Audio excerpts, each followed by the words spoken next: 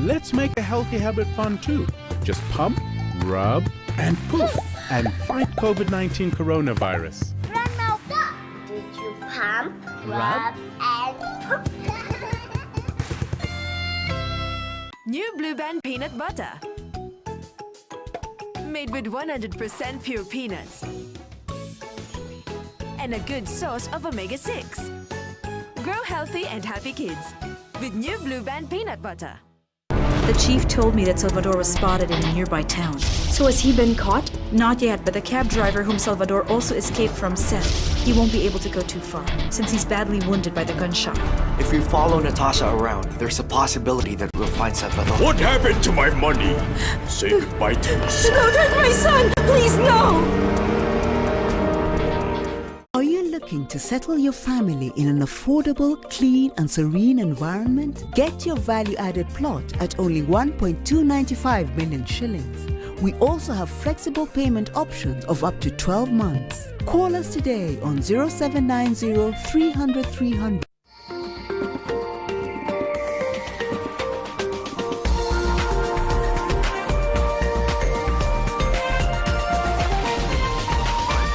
This is NTV.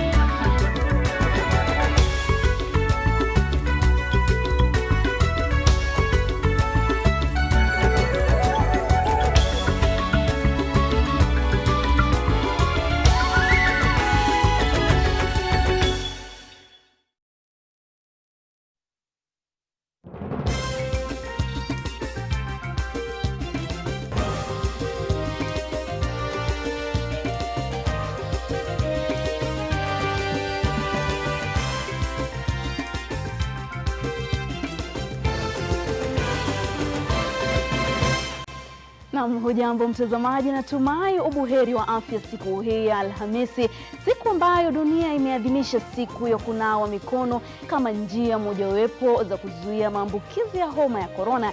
Natumai kwamba popote ulipo unaendelea kuzingatia masharti ya kuzuia maambukizi ya COVID-19, kwani maambukizi haya yanaonekana kuongezeka kila uchao hapa nchini. Mtazamaji, tumekuandalia hayo na mengine mengi, lakini kwanza tupate vipasho. Hakuna mtu mwenye amechukua ile jukumu la kutueleza ama kutuambia kwamba huko nje mambo ni mbaya, kwa sababu hii COVID-19, my friend, itachapa kila mtu hapa hii Bungoma. Maambukizi ya corona ya chacha tena kwa visa vipya zaidi ya 600 na vifo 8. Wakenya wanadai eti hawana wa kuwakumbusha kanuni. Hand washing all hand hygiene. It is the only thing that will both reduce community acquired infections as well as hospital acquired infections. Dunia yaadhimisha siku ya kunawa mikono kama njia mojawapo za kujikinga corona, lakini shule zilizofunguliwa zina maji. The recent recommendation from the National Security Advisory Council and its adoption by a non-constitutional cabinet is in blatant violation of the Constitution insofar as it is aimed at suppressing legitimate political activities. Chama cha Kenya chadai serikali ya Jubilee na kandamiza demokrasia kwa kukiuka sheria na katiba. Hii ni mwaka wa pili sichalipwa. Na nimengoja serikali wakuja hapa ground, hawajakuja. Na mimi naona wanapuuza kabisa. Na wakazi wa Itare County ya Nakuru waanza kilio baada ya kashfa ya bwawa la Itare kuachia umaskini wa kupindukia.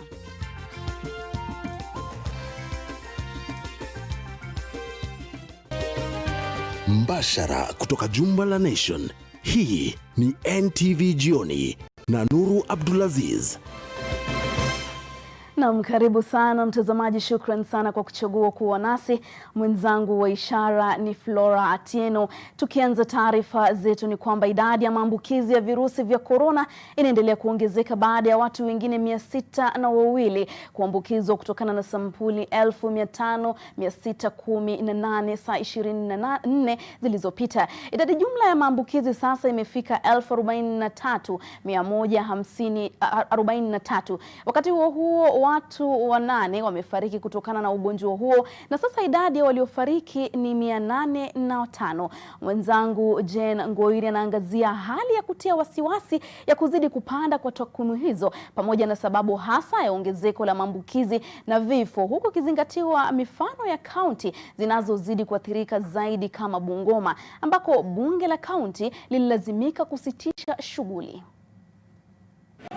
Makali ya korona yanaendelea kupenyeza katika jamii na kwa kasi. Takwimu za Wizara ya Afya zinaashiria kwamba huenda taifa linaingia duru ya pili ya maambukizi kutokana na kuongezeka kwa visa vipya na vifo vya kila siku. Leo wagonjwa wapya ni 602 na vifo ni 8. Lakini wasemavyo Waswahili, sikio la kufa halisikii dawa. Karibu katika kaunti ya Bungoma, hapa maisha ni kama ya kawaida. Ukitazama huku barabarani, hakuna hata mmoja aliyevalia barakoa. Ukitazama kule katika mitaa, taswira ni hiyo hiyo, na hata swala la kutokaribiana hapa limetupwa katika kaburi la sahau. Na sokoni shughuli ni za kawaida. Kwa wachache tuliowanasa wamevaa barakoa, hawakuwa wamevaa vizuri. Je, kwa nini kuna mapuuza ya kanuni Bungoma? Hakuna mtu mwenye amechukua ile jukumu la kutueleza ama kutuambia kwamba huko nje mambo ni mbaya. Mimi haswa sijaiona mtu mwenye ametupwa korona. Na ili kudhihirisha ama kweli virusi viko safarini, tulizuru kituo cha kuabiri magari na hapa mambo yalikuwa kama yalivyokuwa kabla janga la korona. Nao wahudumu bodaboda wakiwa katika hali hiyo hiyo ya kutovaa maski. Hawaogopi korona, korona iko. Ninawaambia na wakisha korona iko, watu wajihadhari sana msiambukize wa korona. Mfano sawa na huo ulijitokeza katika kaunti ya Kiambu. Hapa pia ni kuchapa kazi tu. Korona ilisaulika. Wanasemaje? Wanafaa kuwa wakituonyesha kuwa mwelekeo poa. Hakuna kitu wanatuonyesha tunaweza fanya. Wanaenda huko, wana have fun. COVID ilikuwa imepungua na tukaona mpaka serikali yetu tukufu imetuambia mpaka watoto warudi shule. Hiyo ndio ilifanya at least watu wa relax kuvaa barakoa. Ni maoni na taswira inayojitokeza kila uendako humu nchini. Wakenya wakiendelea kupuuza masharti ya serikali ya kukabili korona. La kusikitisha ni kuwa vifo vimeongezeka pia na kufikisha jumla ya watu 805. Jen Ngoiri, NTV. Kenya leo imeungana na mataifa mengine kuadhimisha siku ya kuosha mikono duniani Oktoba tarehe 15. Mwaka huu maadhimisho ya siku hii ni muhimu, yalikuwa na umuhimu wa kipekee ikizingatiwa kwamba kunawa mikono mara kwa mara ni mojawapo ya kanuni kuu za kudhibiti kuenea kwa maambukizi ya COVID-19. Aidha, maadhimisho yamefanywa wakati shule zimefunguliwa kwa mara ya kwanza tangu kuchipuka kwa homa ya korona, ikizingatiwa kuwa usafi ni mojawapo ya masharti ya kuwezesha walimu na wanafunzi kurejea na kuendelea kuwa shuleni. Helen Aura na maelezo zaidi. Walipanga foleni moja kwa moja hadi kwenye mifereji ambayo shule ilikuwa imeongeza, haswa kama kanuni ambayo serikali iliweka wakati shule zilikuwa zikijiandaa kufungua baada ya miezi 7. Wanafunzi hawa wa shule ya upili ya wasichana ya State House walifundishwa jinsi ya kuosha mikono yao na kudumisha usafi kama njia moja ya kujikinga virusi vya COVID-19 na magonjwa mengine yanayosababishwa na kutoosha mikono. Opening, we have received from force about 265, down by around 33 because they're supposed to be 298.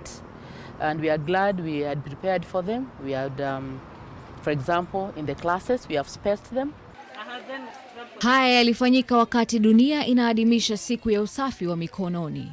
Wadau tofauti walifanya hafla za kuadhimisha siku hii na kutoa hamasisho. Kampuni ya Unilever kupitia bidhaa za Lifebuoy inaendeleza kampeni hiyo huku ikilenga kukusanya shilingi bilioni 3.3 kufanikisha usafi wa mikono kote duniani. Kampuni hiyo imekuwa ikitoa sabuni na vyeuzi kwa taasisi mbalimbali kufanikisha vita dhidi ya korona. Leo walitoa msaada katika hospitali kuu ya Kenyatta. Hospitali hiyo ilipokea sabuni na vyeuzi kufaa wahudumu wa afya haswa wakati huu wa janga la COVID-19. It is actually known that hand washing or hand hygiene is the only way you can actually prevent and stop diseases. It is higher in terms of usefulness than even antibiotics. So if you want to avoid using antibiotics, wash your hands. Katika kaunti ya Kiambu, wakazi walihimizwa kuzingatia usafi wa mikono huku kanuni za kutoa mkuana kwa mikono ikihimizwa. Hafla ya kunawa mikono ilifanywa Kimende, eneo la Lari. Aidha, waliafikia kwamba wahudumu watazuru shule tofauti kuhamasisha wanafunzi kuhusu usafi. Helen Aura, NTV. Na mtazamaji, kuosha mikono ikiwa mazoea mtazamaji na kuwa tu bora zaidi. Tukisonga mbele, kwa miezi 7 ya kuzuia kuenea kwa maambukizi ya korona, shule zote zilifungwa kote nchini. Licha ya kuwa kipindi hicho kilikuwa cha mapumziko, baadhi ya shule zilitumia wakati huo kuboresha mazingira au kufanya ukarabati wa muundo msingi. Katika eneo bunge la Mwatate, kaunti ya Taita Taveta, mazingira duni shuleni yalikuwa yanachangiwa na wanyamapori, ukosefu wa maji safi na rasilimali za maendeleo. Lakini anavyoripoti mwanahabari wetu Bill Otieno, kufungwa kwa shule kulikuwa baraka kwa shule kadhaa za eneo hilo. Eneo hili la Mwatate ni miongoni mwa sehemu tofauti kote nchini ambapo shule zimekuwa zikikumbana na changamoto chungu nzima. Changamoto hizo zimechangia uchache wa wanafunzi shuleni na matokeo duni katika mitihani ya kitaifa. Sababu area hii ina wanyama wengi wa pori na pia ilikuwa na umbali wa wanafunzi kuendelea shule inaitwa Mokto Primary School. Kwa hivyo tukaamua iwe karibu na wanafunzi ili wao kija hapa katika shule wasio nachelewa sana kwenda kuja. Inakuwa ngumu asubuhi kuachilia mtoto hata kuja shuleni peke yake.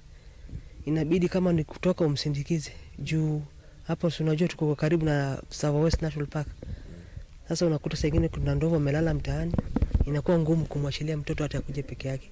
This place is hard even to get teachers to come on this side because they fear elephants. We had one time even a newly posted teacher who was killed by an elephant at Msorongo Primary. So this has posed a lot of fear. Wanafunzi waliokuwa na kiu ya masomo wangelazimika kutembea zaidi ya kilomita 14 ili kuzifikia shule za karibu. Zimekuwa safari hatari kwani wanyamapori hushambulia watu. Lakini katika kipindi cha kuzuia korona, wakazi kwa ushirikiano na viongozi wao walilazimika kuanzisha shule mbadala karibu na wakazi. Hali hiyo imepunguza mwendo huo mrefu mbali na kuondoa hatari ya walimu na wanafunzi kushambuliwa na wanyamapori alfajiri. Kijana huyu ni baadhi ya wakazi waliojitolea kufunza katika shule hizo mpya zilizofunguliwa na wazazi kwa ushirika na viongozi. Tulivyoamua kuanzisha hapa, basi mimi ndo niliitwa nikaambiwa kwamba ikiwezekana niwe nafundisha hapa kwa sababu ya ule moyo ambao niko nao wa kujitolea, basi na mimi sikukataa nikajitolea. Mradi huu wa miaka 5 unaonekana kuzaa matunda baada ya kupigwa jeki na hazina ya maendeleo ya eneo bunge CDF miongoni mwa wafadhili wengine, ambayo imesaidia kujengwa kwa madarasa mapya. So by establishing new primary schools and equipping them, we have had improvements in the education sector because the children now no longer have to walk long distances. Kuwepo kwa shule hizi karibu na wakazi imeondoa hofu kwa wanafunzi, huku wengi wakionekana kufurahia kurejea mashuleni baada ya likizo ndefu iliyosababishwa na janga la korona. Bill Otieno, NTV, Taita Taveta. Naibu Rais William Ruto ameonya viongozi dhidi ya kugawanya Wakenya kwa misingi ya kikabila. Naibu Rais anadai kuna baadhi ya viongozi wa kisiasa wanaoendelea kuwagawanya Wakenya kwa misingi ya kieneo na kikabila kwa madhumuni ya kujiendeleza kibinafsi. Ruto anasema sheria inamruhusu Mkenya kuishi, kufanya kazi na kuanzisha biashara popote nchini bila kuzingatia asili yake au kabila lake. Ruto alikuwa akihutubu Sironga, Mugirango Magharibi, kaunti ya Nyamira. Ati lazima kila wakati tunaletewa mambo ya viongozi, sijui prime minister, sijui mamlaka, sijui vyeo. Siku gani tutaongea hustle ya mtu mdogo Kenya if it is not now? Na ndio wanasema wanataka kubadilisha katiba, sisi tunasema tunataka kubadilisha mjadala. Yes.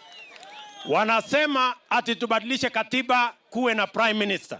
Tunasema tubadilishe mjadala, mwananchi mdogo tuanze kuzungumza mambo yake. Na mtazamaji, tunaenda mapumzikoni, lakini kabla ya hapo Godfrey wa Wanyonyi anasema wanasiasa kufanya mikutano hapa na pale imechangia wananchi wasivae barakoa. Naye Aisha Koech anasema iwapo corona ipo Kenya, basi mbona shule zafunguliwa? Mtazamaji, narejea na taarifa zaidi.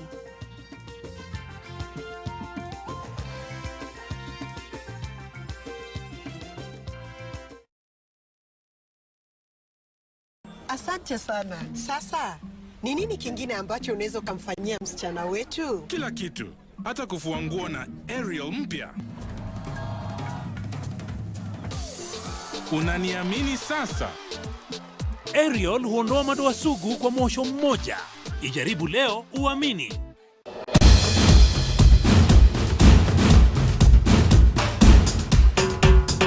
We deserve more girls. No leakage. No leakage. No, no, no leakage. We need a big change in our lives. Do you think this is a girl? No. No, no, no. No, no, no irritation. No, no, no. No, no, no irritation.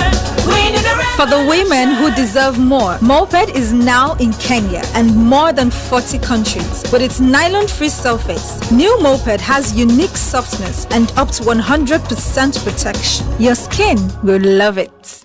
Hello, Susan. Yes, you. Holding that pack. I know you've been avoiding me because in the past I've made you uncomfortable. Maybe even caused you pain. But I want you to know that I have changed. For you.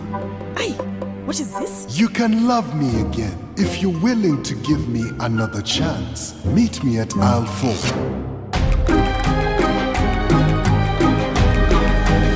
Hey, Susan. It's lactose free.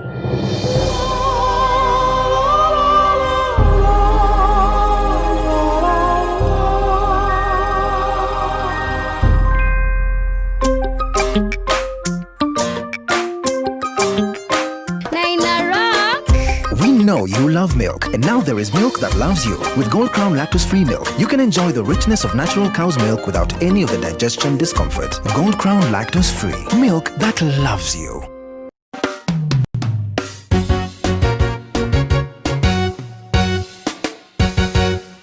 Mkate kweli ni selector.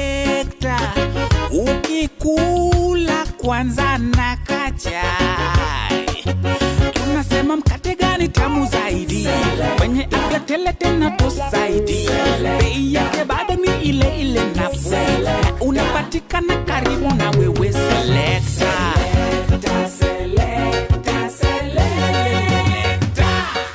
Mkate ni Selector. The risk of illness-causing germs is increasing. It is believed that the coronavirus can remain on surfaces in your home for up to 9 days. Touching infected surfaces is one of the ways in which germs spread. Regularly disinfect your floors, countertops, and kitchen surfaces with bleach, and use an effective toilet cleaner inside and outside your toilet bowl. This message is brought to you by Medifacts, JIC, and HAPIC. The chief told me that Salvador was spotted in a nearby town. So has he been caught? Not yet, but the cab driver whom Salvador also escaped from said he won't be able to go too far, since he's badly wounded by the gunshot. If we follow Natasha around, there's a possibility that we'll find Salvador. What happened to my money? Say goodbye to your son. Don't hurt my son! Please, no! Are you looking to settle your family in an affordable, clean and serene environment? Get your value-added plot at only 1.295 million shillings. We also have flexible payment options of up to 12 months. Call us today on 0790 300 300.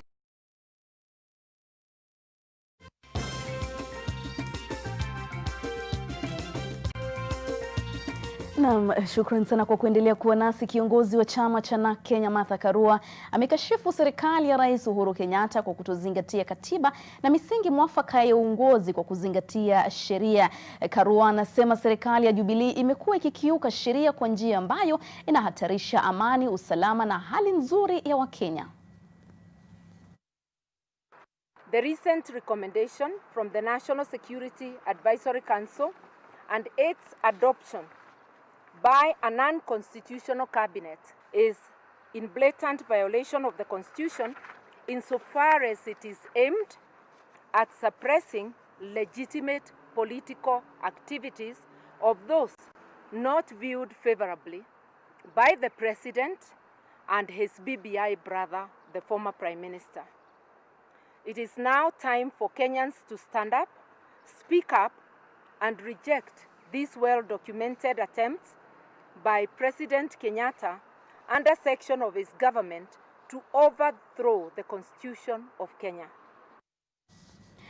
Kamati ya utekelezaji wa miradi ya maendeleo ya serikali kuu ikiongozwa na katibu katika Wizara ya Masuala ya Ndani na Uratibu wa Serikali Karanja Kibicho hii leo imezuru kaunti ya Tharaka Nithi. Katibu Kibicho aliwapiga kalamu wanakandarasi wanaozembea kazini na kutoa amri ya kukamilika kwa baadhi ya miradi kufikia Januari mwaka ujao. Kibicho aliandamana na makatibu 10, alikagua miradi ya barabara, ujenzi wa afisi za kaunti na miradi ya maji Chogoria. Viongozi wa Tharaka Nithi wakiongozwa na Gavana Muthomi Njuki waliwasuta wanaomezea mate vyeo mwaka 2022.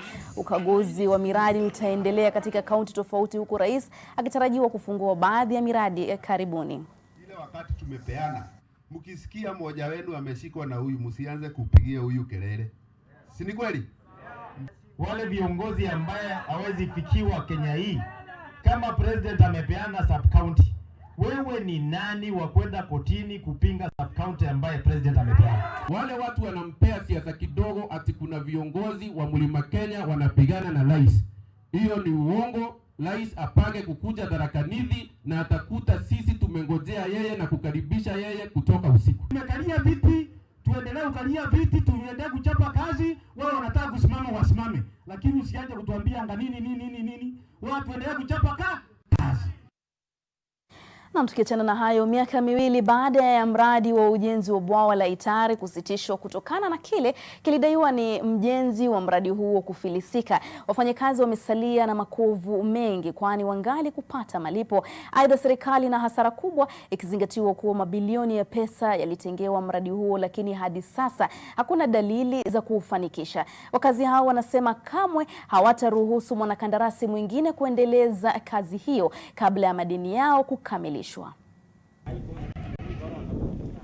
Hata bendera za wadau wakuu hapa ikiwemo serikali ya Kenya zimechakaa. Ishara tosha kazi iliyokuwa inaendelea hapa ilikwama zamani. Zamani kiasi cha kuaibisha bendera ya taifa ni vitambara. Hapa ni Itare, Kuresoi, kaunti ya Nakuru. Eneo lililokuwa linajengwa bwawa la Itare la thamani ya mabilioni ya pesa. Ni mradi uliokuwa unatarajiwa kuwanufaisha zaidi ya wakazi 800,000 katika kaunti ya Nakuru kwa kuwapa maji na hata kudhibiti athari za mafuriko. Lakini sasa kilichosalia ni makovu, mitambo iliyotekelezwa, mashine za kampuni ya CMC Diravena ambayo ilikuwa inaendesha kandarasi ya ujenzi wa bwawa hili la Itare lililotazamiwa kugharamia shilingi bilioni 38. David Kipto anadai kuwa mmiliki wa kipande cha ardhi ilipodunga hema kampuni hiyo, na anasema tangu mradi huo ukwame miaka 2 iliyopitwa ameachwa ohehae. Niko na njaa na ilale serikali wanalipa askari hapa ndani na hawajui mwenye shamba ni nani. So ninakasirika kabisa. Ningependa kuhimiza serikali wanilipe kuliko nichukue sheria mkononi mwangu. Mzee huyu anasema uchungu unamdunga mpaka kiini cha moyo anapoona mashine zikishika kutu hapa, fidia hajalipwa na shamba lake haliwezi kumsaidia tena. Siwezi kupale kontrakta ngine mpaka tuketi chini. Ni heri nililime shamba yangu kuliko niteseke na niko na shamba. Mradi huu ambao ulikuwa unatarajiwa kukamilika mwaka wa 2021 ulikuwa umewaajiri zaidi ya wafanyikazi 2,000. Sasa familia za wafanyikazi hao zimeachwa na shida maradufu. Umedaiwa fees ya last year before corona ianze. Juu tulienda hata tukafanya mazungumzo na project manager, wakatuambia muende mumseme kwa shule, msimamiwe, mtalipwa. Tangu wakati huo kazi iliposimama nimeshangaa. Mama amejaribu kupiga masimu mpaka hata nimefunga simu. Nitaambia nini? Tasaidia watoto wangu na nini? Uchunguzi wa mradi huu ulianza Disemba mwaka jana wakati wanachama 9 wa bodi wa shirika la usawishaji wa miradi ya maji Rift Valley na maafisa wa wizara wa maji walihojiwa na idara ya upelelezi DCI kuhusu mabilioni ya pesa zilizotengewa mradi huo. Aliyekuwa waziri wa maji Simon Chelugui pia alihojiwa. Kabla ya kukwama, jumla ya shilingi bilioni 11.5 zilikuwa zimetumika Itare. Sio tu bwawa la Itare, mabwawa mengine makubwa hususan Kimwarer na Aror huko Keyo, kaunti ya Elgeyo Marakwet pia yalikwama. Yamkini rais alisitisha ujenzi wa Kimwarer hata baada ya mabilioni ya pesa kufyonzwa hata kabla ya mradi hujaanza. Tayari kuna kesi kotini hususan na kashfa hizo kadhaa. Ruth Sarmui, NTV. Na mtazamaji, taarifa hiyo ya Ruth inatamatishia awamu ya pili ya NTV jioni. Mtazamaji, mwenzangu Yoshua Makuri atarejea na taarifa za spoti. Tulia papo hapo.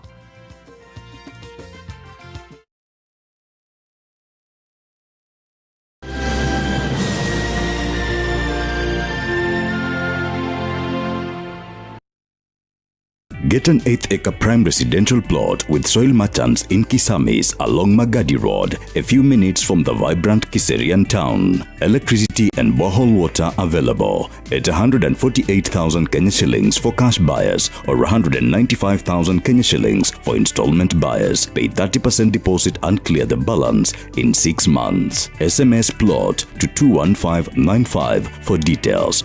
Welcome to our open day on 17th October 2020. Buy today, build tomorrow. Parenting is all about learning when to be tough and when to be gentle. Tough, gentle. But when it comes to fever, you need to be both. Panadol Baby and Infant starts to work on fever in 15 minutes and is gentle on the tummy. Tough call.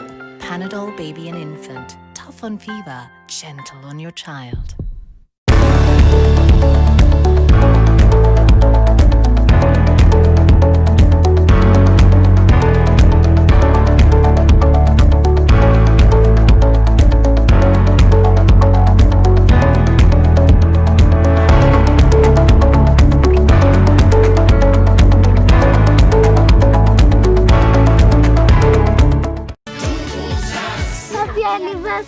Mbona hii mabati ya kina dad na mam bado inakaa mpya? Na hii nyumba imekuwa hapa for so many years. Na pia umelelewa hapa. Wow, imagine hata nilikuwa sija notice. Rufus, wewe ni fundi wangu wa miaka mingi sana. Haya mabati yatadumu kweli? Huyu kijana nilimwambia anunue mabati ya Dumuzas. Usibahatishe mabati. Hakikisha umeangalia alama za kudhibitisha Dumuzas halisi. Chagua Dumuzas, mabati inayodumu kudumu. Isitoshe, Dumuzas ndio mabati pekee inayokuja na warranty. Sitaki tena kubahatisha. Mabati inayodumu kudumu.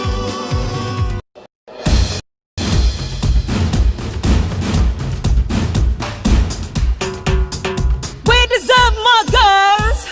Nolly cash, Nolly cash, no, Nolly cash. We need a big change.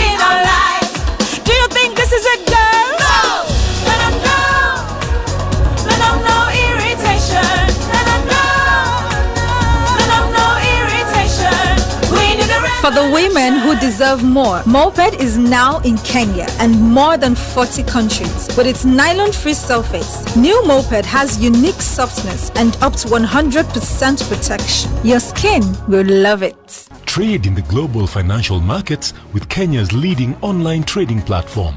Enjoy fast deposits and withdrawals as you trade in products such as currencies, indices, commodities and shares. Are you one of us? SMS FX Pesa to 40184 to get started. FX Pesa is a product of EGM Securities, which is licensed by the Capital Markets Authority. Trading in margined products carries high level of risk. Superior stain removal na mwosho moja just got more affordable na 10 bob too. Ah, Helen Paul. Hello, madam. Would you like to join us on this mission? Yes, but how? Just one question for you. How do you keep your toilet clean? I use regular detergent and bleach for washing and removing yellow stains. I've been using it for years. Oh, madam, the regular detergents and bleach are used for washing clothes. To disinfect your toilet properly, you need Harpic 10X. It is specially made for germs and stains removal. Harpic's thick formula settles on stains and gives 10 times better cleaning compared to regular detergents and bleach. Wow, now I'm convinced, Helen Paul. Really? Yeah. Now that she's part of the mission, the next house is yours.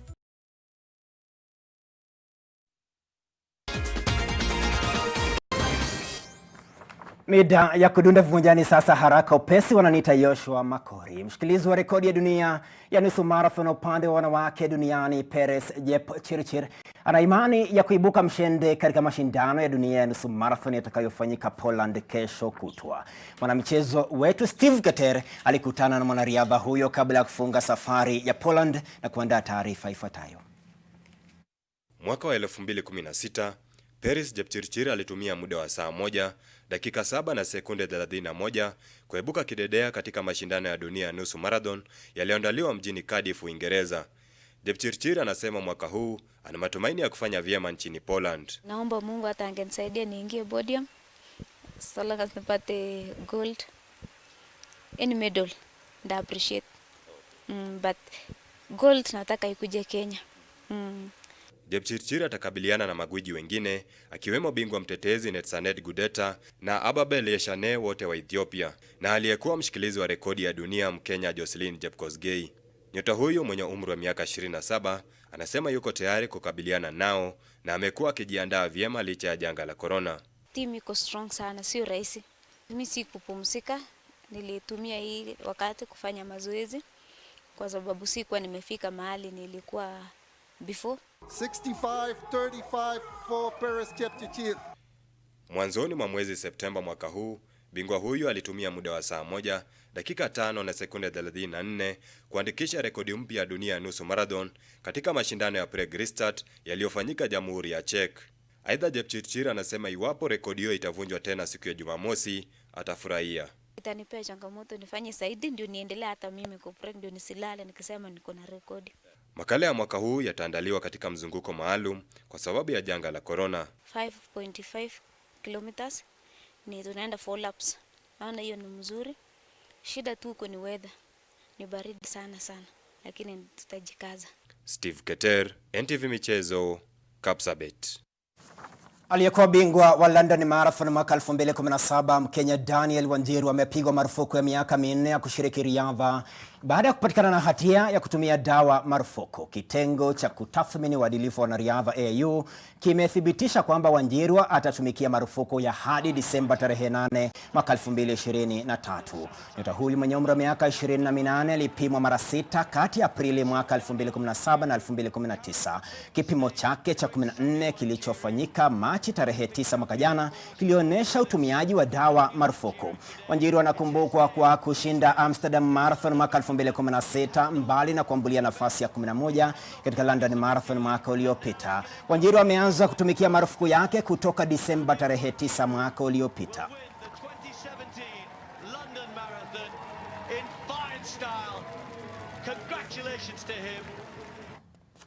Na kuibia siri kwamba ni muhimu kutoweka ahadi ambayo itakuwa mzigo kwako kuitimiza. Na hata wakati kuna shida ni muhimu kufurahia na kucheka mtu asijue. Siku mwanana.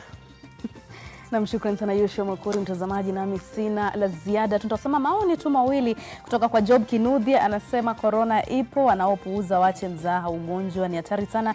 Naye Baskar Dondo anasema tuomba serikali wajibike ipasavyo kwa kila shule kuwe na vifaa vinavyohitajika. Mtazamaji, ni hayo tu kwa sasa. Shukrani sana kwa kuungana nasi. Naitwa Nuru Abdulaziz, mwenzangu wa ishara ni Flora Atieno. Alamsiki.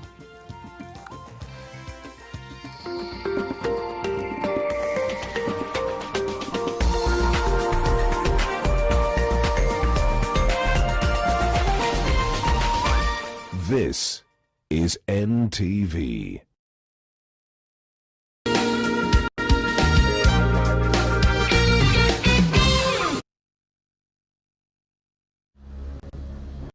Like every mother, I'm worried about dangerous insects, especially mosquitoes, which spread diseases like malaria to my loved ones. This year, I'm not afraid. I'm using Mortein Doom. Mortein Doom All Insect Killer provides protection in seconds. Not even a single mosquito is spared, because even one mosquito bite can cause malaria. Mortein Doom provides protection in seconds. In Kenya, 1 in 2 children suffer from cavities. Brushing with Pepsodent removes bacteria and repairs tiny holes before they become cavities. Because every smile matters.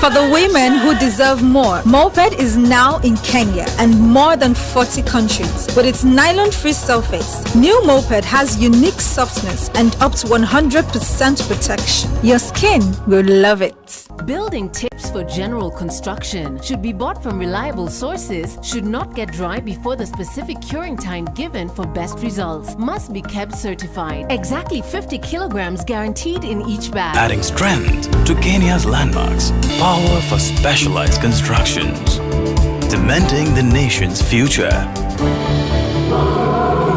Simba Cement, the strength and pride of Kenya. Now also produced in Nakuru and Mombasa. Geisha aloe vera and honey, made with the goodness of aloe vera to calm and refresh your skin. Be strong and last long. That is what this could be.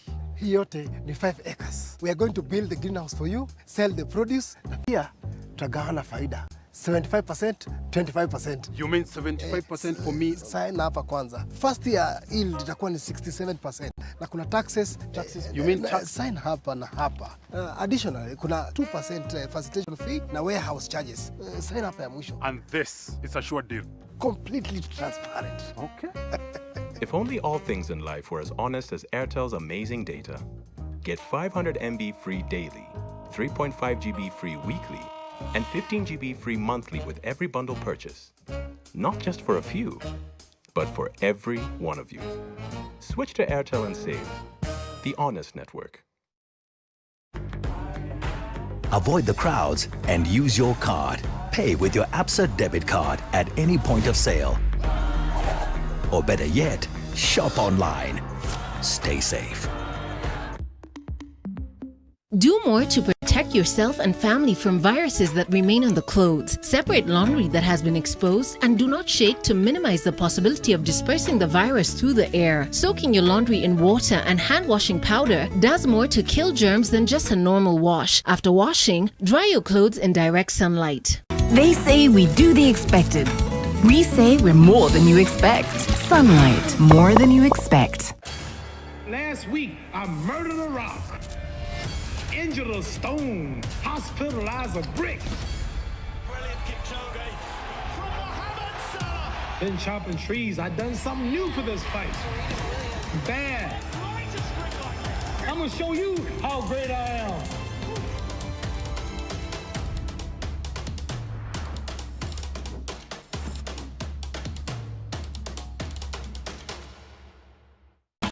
There's no debate. Home is best. If you must pay for deliveries, use your NCBA debit card. Stay home. Stay safe. From far with you. I even gifted you a magnificent house. Rosa, it's the thought that counts. Please help me. When it comes to fever, you need to be both. Panadol Baby and Infant starts to work on fever in 15 minutes and is gentle on the tummy. Panadol Baby and Infant, tough on fever, gentle on your child.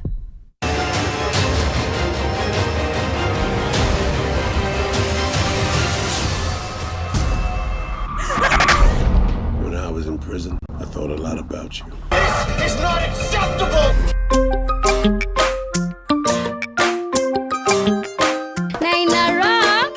We know you love milk, and now there is milk that loves you. With Gold Crown lactose-free milk, you can enjoy the richness of natural cow's milk without any of the digestion discomfort. Gold Crown lactose-free, milk that loves you. With the Stay Soft refill, saving money is as easy as snip, pour, mix with water, and shake. Stay Soft refill. It's 2 liters of Stay Soft for up to 30% less. Umewahi jichanganya? Ukanunua choko yako ikue alamu, alafu bwana yako akakuja jioni, akakula hiyo alamu akaitengeneza kitoweo.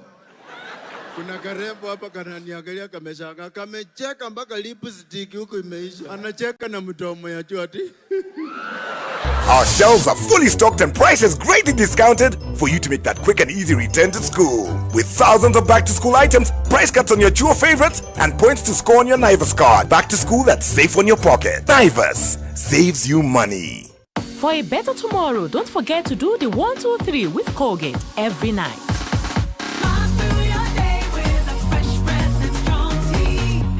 Come over. Wacha nikupikie Chef Ramzi.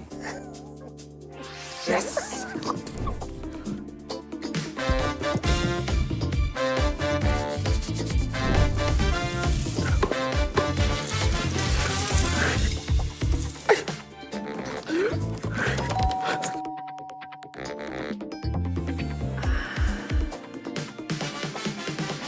Rena vegetable oil stays liquid to the last drop, so it's smooth cooking from start to finish.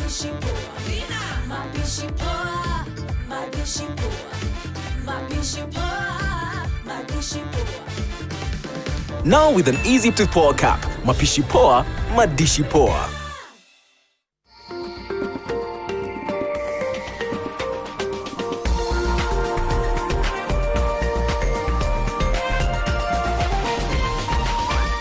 This is NTV.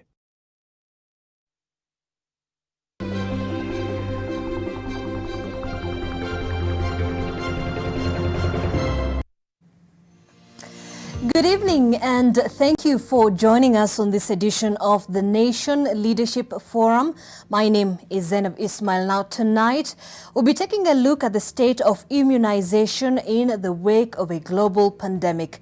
Well, in July this year, the World Health Organization, together with UNICEF, warned of an alarming decline in the number of children receiving life-saving vaccines around the world, occasioned by disruptions in the delivery and uptake of immunization services caused by the COVID-19.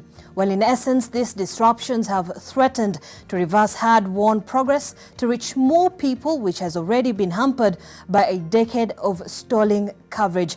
Now, to have this discussion with me tonight is Mr. Sami Ndungu, the head of Vaccine Sanofi Pasteur Eastern Africa, Dr. Mary Beth Maritim, an infectious disease and travel medicine expert, Dr. Evans Mukoye, the Deputy Director, Partnership and Collaboration at the Kenya Medical Research Institute, or KEMRI, as well as Dr. Rudy Eggers, the WHO Country Director. Thank you to the panelists for sparing time for this pertinent discussion. You can also be part of this conversation through our social media platforms at NTV Kenya, at Zainab Ismail. The hashtag is NMG Leadership Forum. Now, I'll begin with you, Mr. Sami. Now, briefly, just to get a better understanding of what really is a vaccine, how does it work and how essential is it for the world population?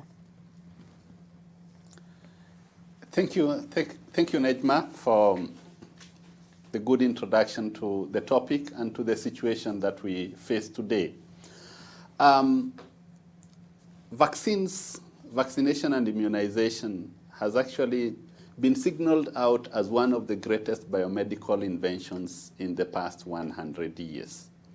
How do vaccines work? Vaccines work by preparing the human body in advance by introducing either a weakened virus or bacteria that then enables the body to produce a specific protection, what you would call an immune response against an invasion of that bacteria or virus should it occur in real life. So it's a preparation in advance for an imminent infection should that occur. Mm-hmm. And why exactly is it very important for the population globally? Now, vaccines are very important because, of course, these bacteria and viruses cause severe disease.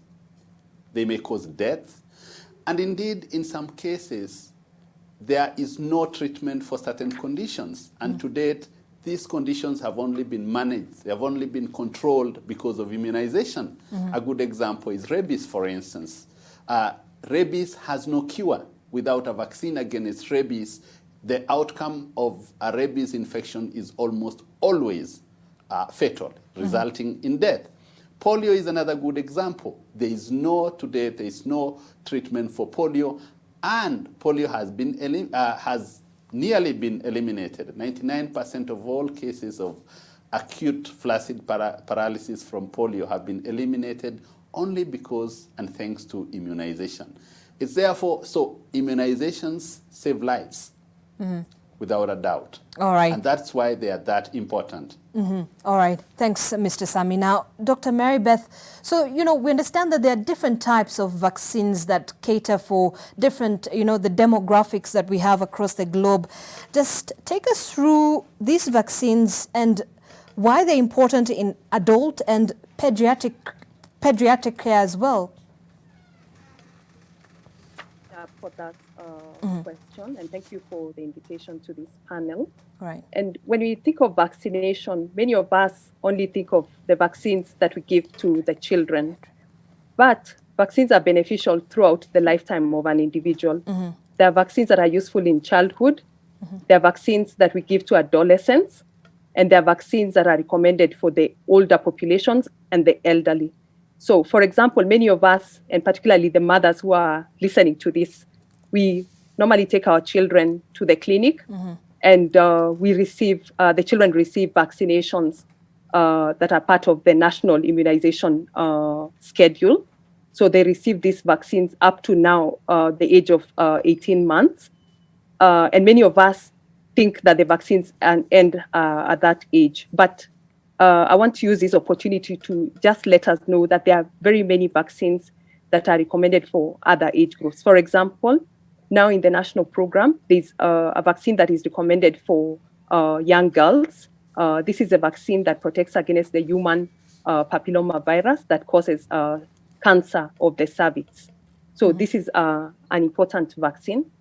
Additionally, there are vaccines that should be given to children still within that age group. For example, the recommended schedule for example, tetanus vaccine should have boosters even in the age of 7 years and another booster at the age of 11 years. So when the children get the tetanus vaccine in early childhood, there are additional boosters that need to be given while the child is in primary school and even when the child is finishing primary school. So for some of us who maybe have not taken our children for these additional boosters, I think we should do that. Beyond that, there are additional vaccines that are useful for certain age groups within the adults. For example, for adults who have certain conditions, for example, if they have diabetes mellitus, if they have chronic lung disease, if they have known heart conditions or heart failure, then additional vaccines that protect against respiratory tract infections, for example, pneumococcal vaccines to protect against pneumonia, caused by a bacteria, and then even influenza vaccines that should be given every year are additional vaccines that protect these vulnerable groups from getting respiratory tract infections, because there is a convergence of the two diseases where somebody has an underlying condition, and then additionally they can get the infectious disease that are caused by viruses and bacteria. All right. Beyond that, there are additional vaccines for different occupations. For example, people who are in healthcare occupation are recommended to get certain vaccinations to protect them because of conditions that they can get in the workplace. For example, hepatitis B vaccine, as well as even seasonal influenza vaccine. So those are just some examples of vaccines that need to be given within the lifetime of an individual. And we should not only think that vaccines are for the children. Each of us should actually get vaccines that are appropriate for our age group, depending on different conditions that we may have. Right, right, Dr. Marybeth, and quite important that you actually mentioned this, because a lot of people believe that vaccines are only administered to children alone. And well, in the essence of reducing the burden of infectious diseases, Dr. Evans, to what extent has the COVID-19 pandemic affected the routine immunization exercise that is currently in place here in the country? Thank you so much for that for that question. We actually there's a lot of services went down during the COVID-19.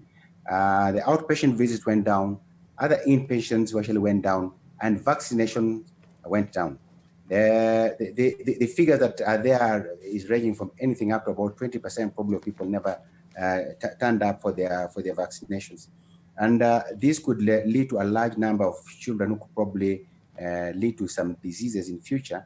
There could be outbreaks because if the herd immunity goes down, then it could be outbreak of other diseases. So it's a big thing that we need to do now is a catch up, so that we can be able to get all those who missed the vaccinations can be vaccinated. The figures of how many people have been vaccinated or are out is not very clear, because there have been issues with the figures we had with the census that we had. So if we use the census, it looks like we are doing well despite the numbers going down. But I think the numbers probably could be much higher, the ones who are not being vaccinated. Right. So the vaccination, there are certain diseases that have actually kind of like gone down. When I was young, as a medical doctor, we used to have what we call measles ward, with people coughing and unable to breathe and all kind of things. That kind of diseases have actually kind of like disappeared. We do get a bit of measles kind of outbreak, but not as bad as they were before. So we still insist that if all the parents who miss the vaccinations, please go back for vaccinations. There could be other people who are probably discussing negatively about vaccines. These are not true. There are other things that could be for vaccines, but then the disease themselves are usually much worse than most of the side effects that we get from vaccines. And we'll come back and discuss a little bit more on some of these misconceptions on vaccination. Let me get to you, Dr. Rudy, now. Now, the World Health Organization has been working with countries and has partnered to improve the global immunization coverage. Maybe just give us a glimpse or an idea into the Immunization Agenda 2030 and what it seeks to achieve. So thank you very much for allowing me to take part in this. So the World Health Organization recognizes immunization as one of the great achievements of public health. It is really one of those things that make a huge difference. We know about the epidemic diseases like measles and polio, and of course smallpox that was eradicated by vaccines. But not only that, really all the other vaccines that we have really deal also with the childhood diseases such as meningitis. And now, of course, we've got a malaria vaccine that is being tried out in Kenya. The agenda that WHO has is actually providing for the countries to increase the routine coverage. So the first and main strategy is make sure that every child that is born along the normal first year, second year of life, they get all the regular vaccines. And as was mentioned earlier, as they get older, there are other doses that are given as appropriate. And our first strategy, first target is really to make sure that these rates of coverage go up. In Kenya, we've got coverage that reaches about 88%, fluctuates from year to year. It's a little bit stagnant over the last 5 years, but the first purpose really is to make sure that the immunization coverage goes up. In some of the diseases, it's actually necessary to add immunization campaigns, so where you do an extra effort to reach everybody at the same time. Most prominently, and as Kenyans know, we've been doing this for polio, so the polio eradication program has been doing polio vaccination campaigns. Frequently they come in twos, so 2 campaigns a month after each other. The last one was just last year in some of the counties because we were concerned about virus coming in from Somalia. But then also measles and rubella, actually we do campaigns to make sure that everybody gets immune at the same time. And then just recently we had meningitis A vaccine being given to everybody between 1 and 29 years of age in the counties that are most at risk. These are the northern counties for meningitis. So that is the second big target, is to make sure that we do these campaigns. Added on to that, of course, it's very important to measure what you are doing. So the surveillance for the disease and the monitoring of how vaccination is being given is really important. That is another component that one normally doesn't really associate with the act of giving vaccines, but it's equally important. Vaccines are biologicals, so they require a cold chain. So getting the vaccines distributed to all the facilities where they are needed is a big task, and requires that the vaccines are kept cold throughout. All right. Thanks, Dr. Rudy. Now, Mr. Sami, let's just talk a little bit about, the healthcare system in many African countries, specifically here in Kenya. Now, we're still lagging behind in terms of the budget allocation that is usually given to the healthcare system. Now, in Kenya, I think we're about 7% out of the recommended 15% budget allocation from the national cake. But looking at it that way, how has this impacted, our focus in advancing research, specifically in vaccine development? Thank you, Najma, and thank you for the question. So generally, the development of vaccines is a collaborative effort. It's collaborative effort between research bodies, organizations that fund the research, universities, and even institutions such as KEMRI that Dr. Amukoe works in. This collaborative effort, so not a single entity really can solve all the vaccine-related challenges that are there globally. Today, for instance, we have 26 diseases that are already vaccine preventable, so for which a vaccine exists. But there are 20 other diseases for which research is ongoing. And this is what I said, it's a collaborative effort between the funders, between universities, and between R&D multinational companies, research and development multinational companies, such as Sanofi Pasteur. So, and I think that there is no better illustration of the collaborative effort of making vaccines than is currently happening in COVID. So obviously, are we doing enough? Maybe we could do more to be able to. We could do more to be able to quicken the research. But I can say that from a global perspective, there is plenty of collaborative efforts, including even research organizations based here in Kenya that are working towards us getting vaccines faster. All right. Not necessarily. I mean, the provision of vaccines should not just be seen as the last step of manufacturing, but then there is a long way before we actually can get a vaccine to immunize that adult or that child or that vulnerable person that requires a vaccine. Right. And it is a lot of things happen behind the scenes that are very, very collaborative and global in nature. All right, Sami. I'd like to rope in Dr. Evans on this particular conversation. In terms of the capacity to develop and manufacture vaccines locally, where are we at? And is there hope for the future for us? Thank you so much. We can start from very many areas. We can start from R&D. We have the capacity at R&D. We have the capacity to actually probably have some factory and manufacturing. and do you have distributive? I mean, it's a whole system. We at the moment there is a committee that was formed by the permanent secretary, Minister of Health, who actually gave Kemri the leadership to do that particular work, and we have brought in a lot of people to look at the landscape of vaccine manufacturing within the country. So that one, so that when people come here, whichever company, whether it's local or outside that comes to manufacture here, will have a proper area to work in. So we have brought in a lot of people. That is people from the University of Nairobi, people from Ministry of Health, people from ICT, people from Konza, the Konza city, and many other people. With that one there, we actually have preliminary information that shows that we have the capacity. There are issues that we need to do. There are legal issues that we need to improve on, and we are looking at things like at the market, so that we have a huge market. Because if you have a small market, it may not be worthwhile producing a vaccine within the country. So if you start producing, we might have to look at regional rather than individual country. But the reason now, the urge to start producing vaccine locally is now very heightened for several reasons. One, we are being said that we are a richer country now, Kenya, and therefore the support from Gavi is going to wane and go down, and therefore we might have to start buying all the vaccines. Right now, we are getting a lot of support to buy vaccines, so we have to start thinking about it.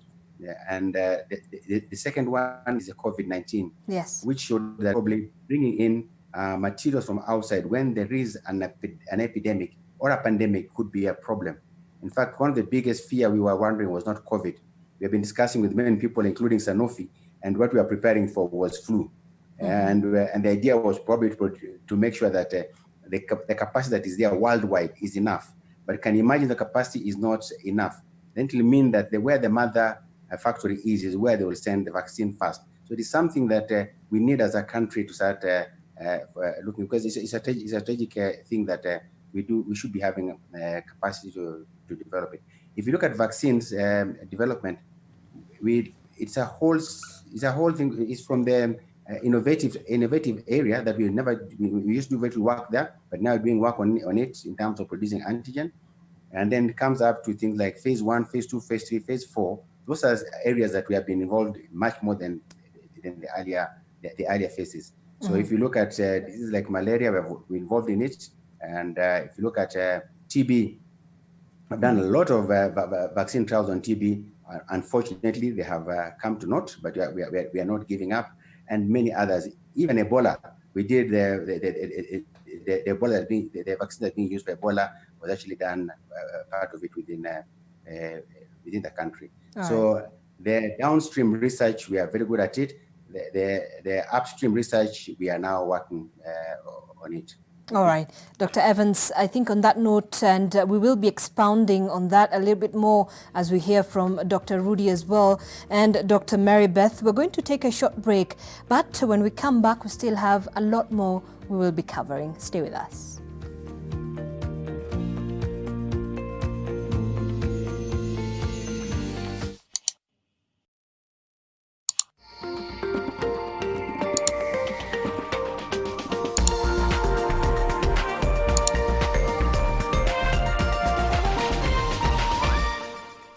Get fresh, gotta get fresh. Down is a boom boom pow, down is boom boom pow. Smells baya na uchafuzi na zibi na improve downy. Protect nguo zangu na nukia niko safi. Lazima niwe fresh na down is boom boom pow. Boom boom pow, down is new boom boom pow. Smells zote na zi boom boom pow. Powerful freshness, down is boom boom pow. Nani 15 bob too? All day, we expect our mouth to do all kinds of things. That is why it needs all-round protection. New Oral-B Pro Health toothpaste. Its advanced technology helps prevent both tooth holes and gum problems that can lead to tooth loss. It strengthens your teeth, giving them all-round protection. Because your mouth is doing more than you think. New Oral-B Pro Health. All-round protection for your whole mouth. Every time Gran arrives, she always has a small reward for her. I made this for you today. Ah, thank you, my baby. It's so beautiful. Wow! She's happy, and I trust it because it's made with milk and other carefully controlled ingredients, without any colorings or preservatives. Care has been taken to make it. I love to see her happy because it meets her taste and fantasy. Kinder Joy, my trust, their joy. Oya ni aje, mimi ndo Jonte Fresh. Mimi ndio nimetambulika hii Gikomba yote sekta ya manguo. Jumio transform nguo ordinary za mtush zenye ziuka mna hii harufu ya bale into the freshest Iggy Kosh yote. Siri ni hii Ariel mpya ya pink. Na kushow mtush zinang'ara kung'ara kushinda kamera. So clean, so fresh. Ma customer unaisana na hii story. Ninatumia Ariel touch of down mpya tu.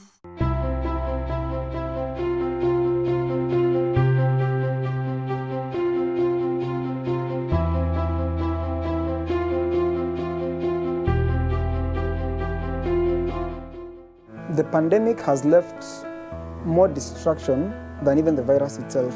Our business is still there thanks to things like EasyPay and EasyBiz. We're moving paperless, we're moving cashless with Equity.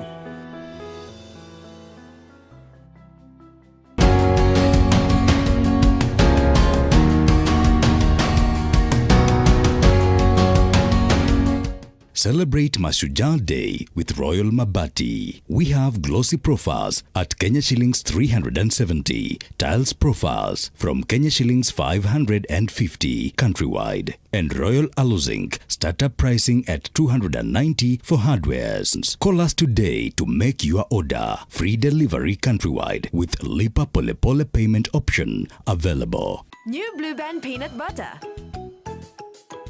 Made with 100% pure peanuts and a good source of omega-6. Grow healthy and happy kids with new Blue Band peanut butter.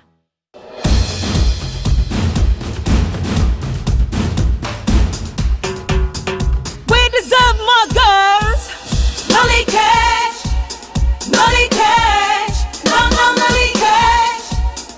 We need a big change in our lives. Do you think this is a girl? No irritation. No irritation. We need a For the women who deserve more, Moped is now in Kenya and more than 40 countries. With its nylon-free surface, new Moped has unique softness and up to 100% protection. Your skin will love it. The chief told me that Salvador was spotted in a nearby town. So has he been caught? Not yet, but the cab driver whom Salvador also escaped from said he won't be able to go too far, since he's badly wounded by the gunshot. If we follow Natasha around, there's a possibility that we'll find Salvador. What happened to my money? Say goodbye to us. Don't hurt my son! Please, no! Are you looking to settle your family in an affordable, clean and serene environment? Get your value-added plot at only 1.295 million shillings. We also have flexible payment options of up to 12 months. Call us today on 0790 300 300.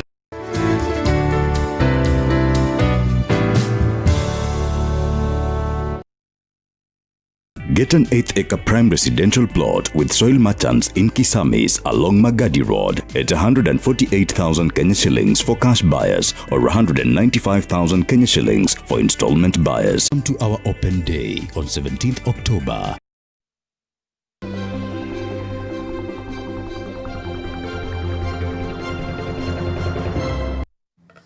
All right, thank you so much for staying with us. You're watching the Nation Leadership Forum, and today's topic is on vaccination in a pandemic era.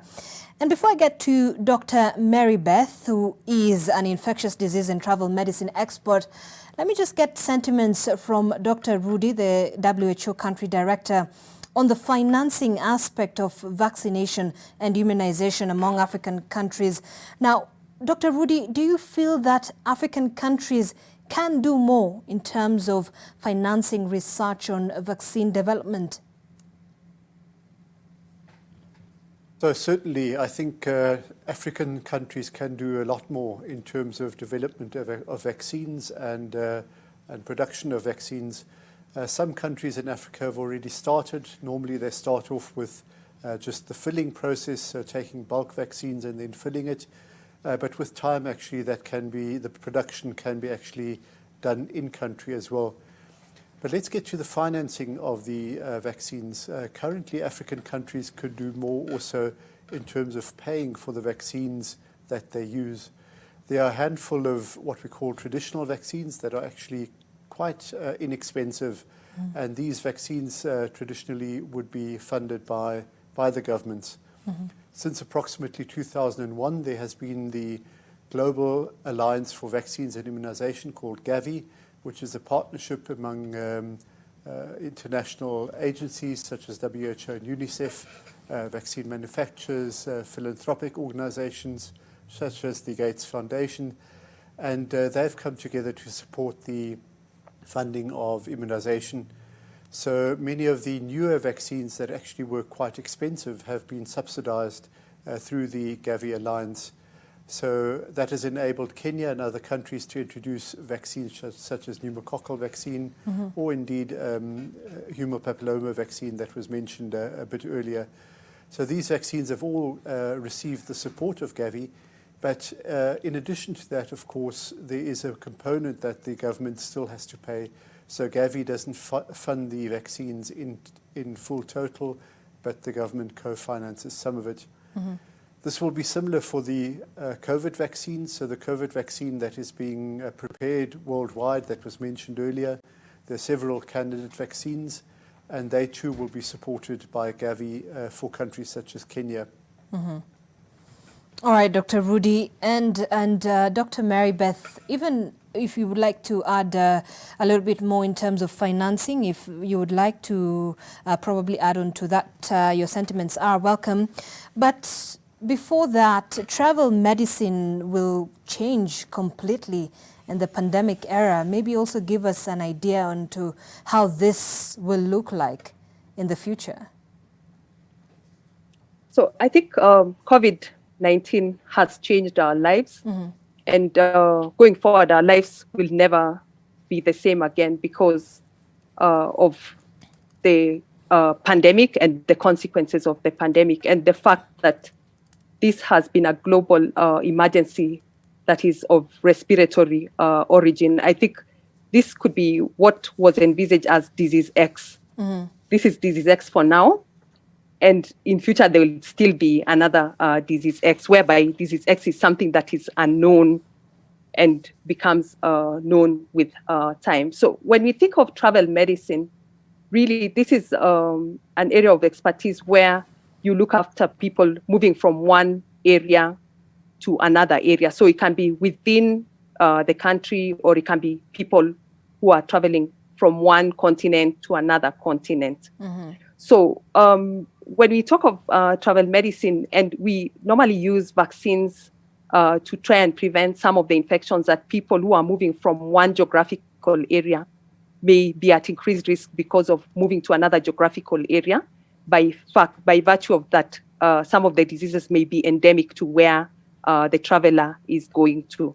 And therefore, that gives us an opportunity to offer vaccines to prevent diseases. And maybe once we have the COVID-19 vaccine, then it can be able to prevent transmission of the disease for people who have not already been infected. But one of the things that we know with COVID-19 now, and maybe even with other respiratory illnesses, like, for example, the seasonal influenza, you can get infected many times in a lifetime. So even when you get a vaccine this year, for example, for seasonal influenza, if you miss your vaccine next year, you can still get the infection.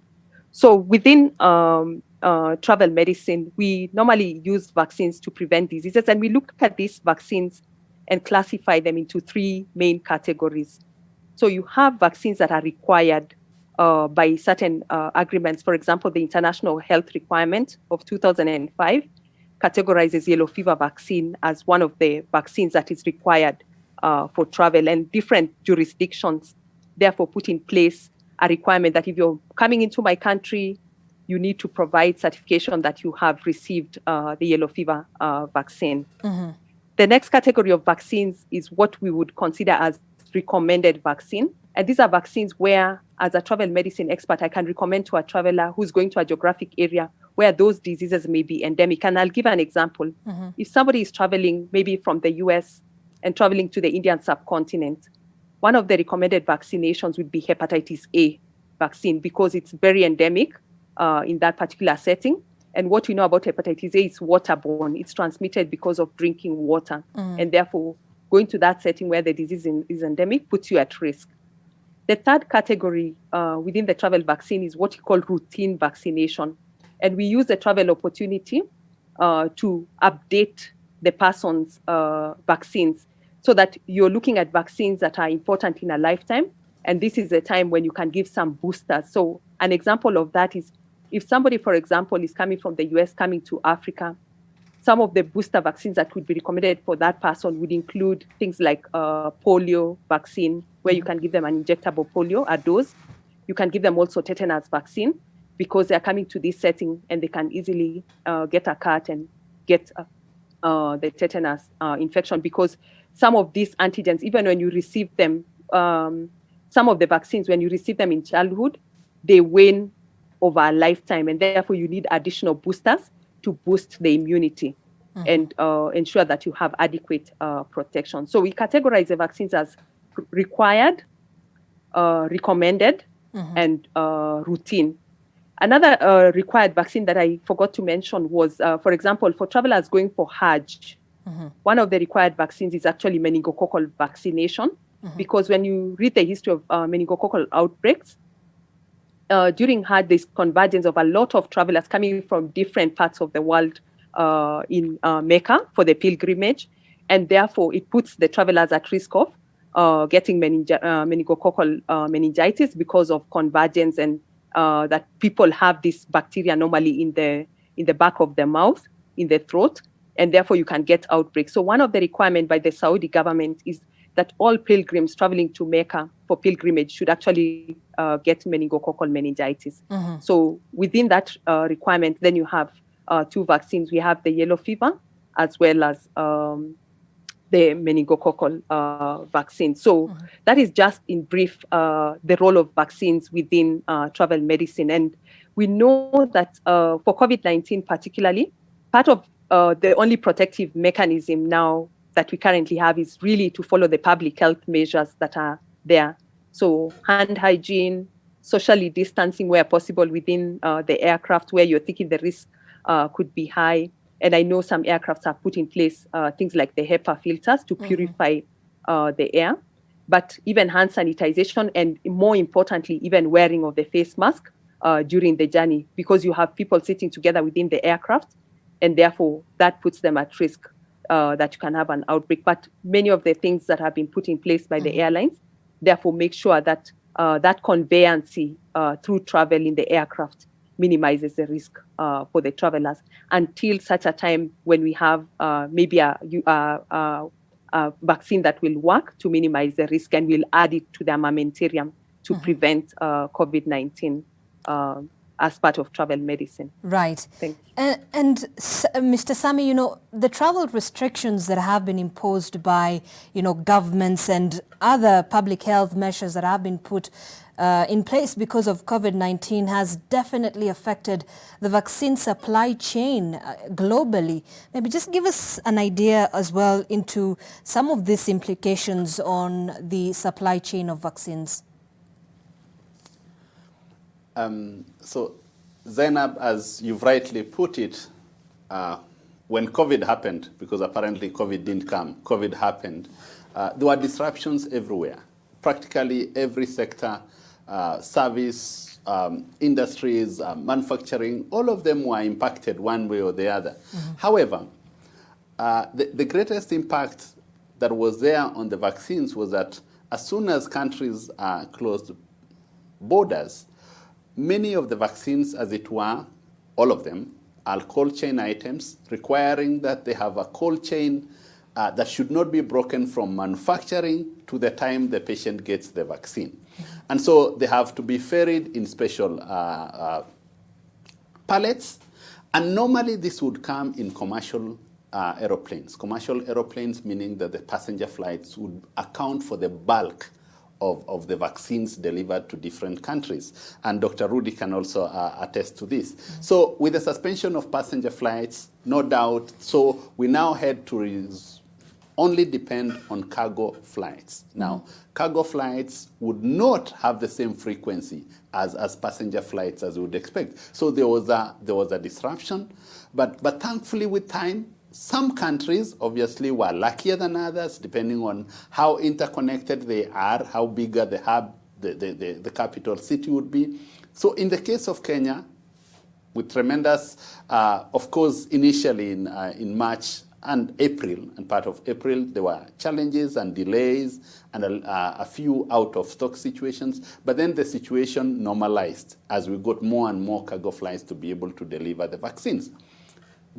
The pandemic also resulted in increased demand for some vaccines. Right. And to Dr. Maritim's point, for instance, the seasonal influenza vaccine, of course, the global demand certainly increased because people did not want at one point to be at risk of influenza, which is vaccine preventable, and COVID at the same time. So, of course, the global manufacturers had also to ramp up production to ensure that everywhere where the vaccine is required, it actually did get there.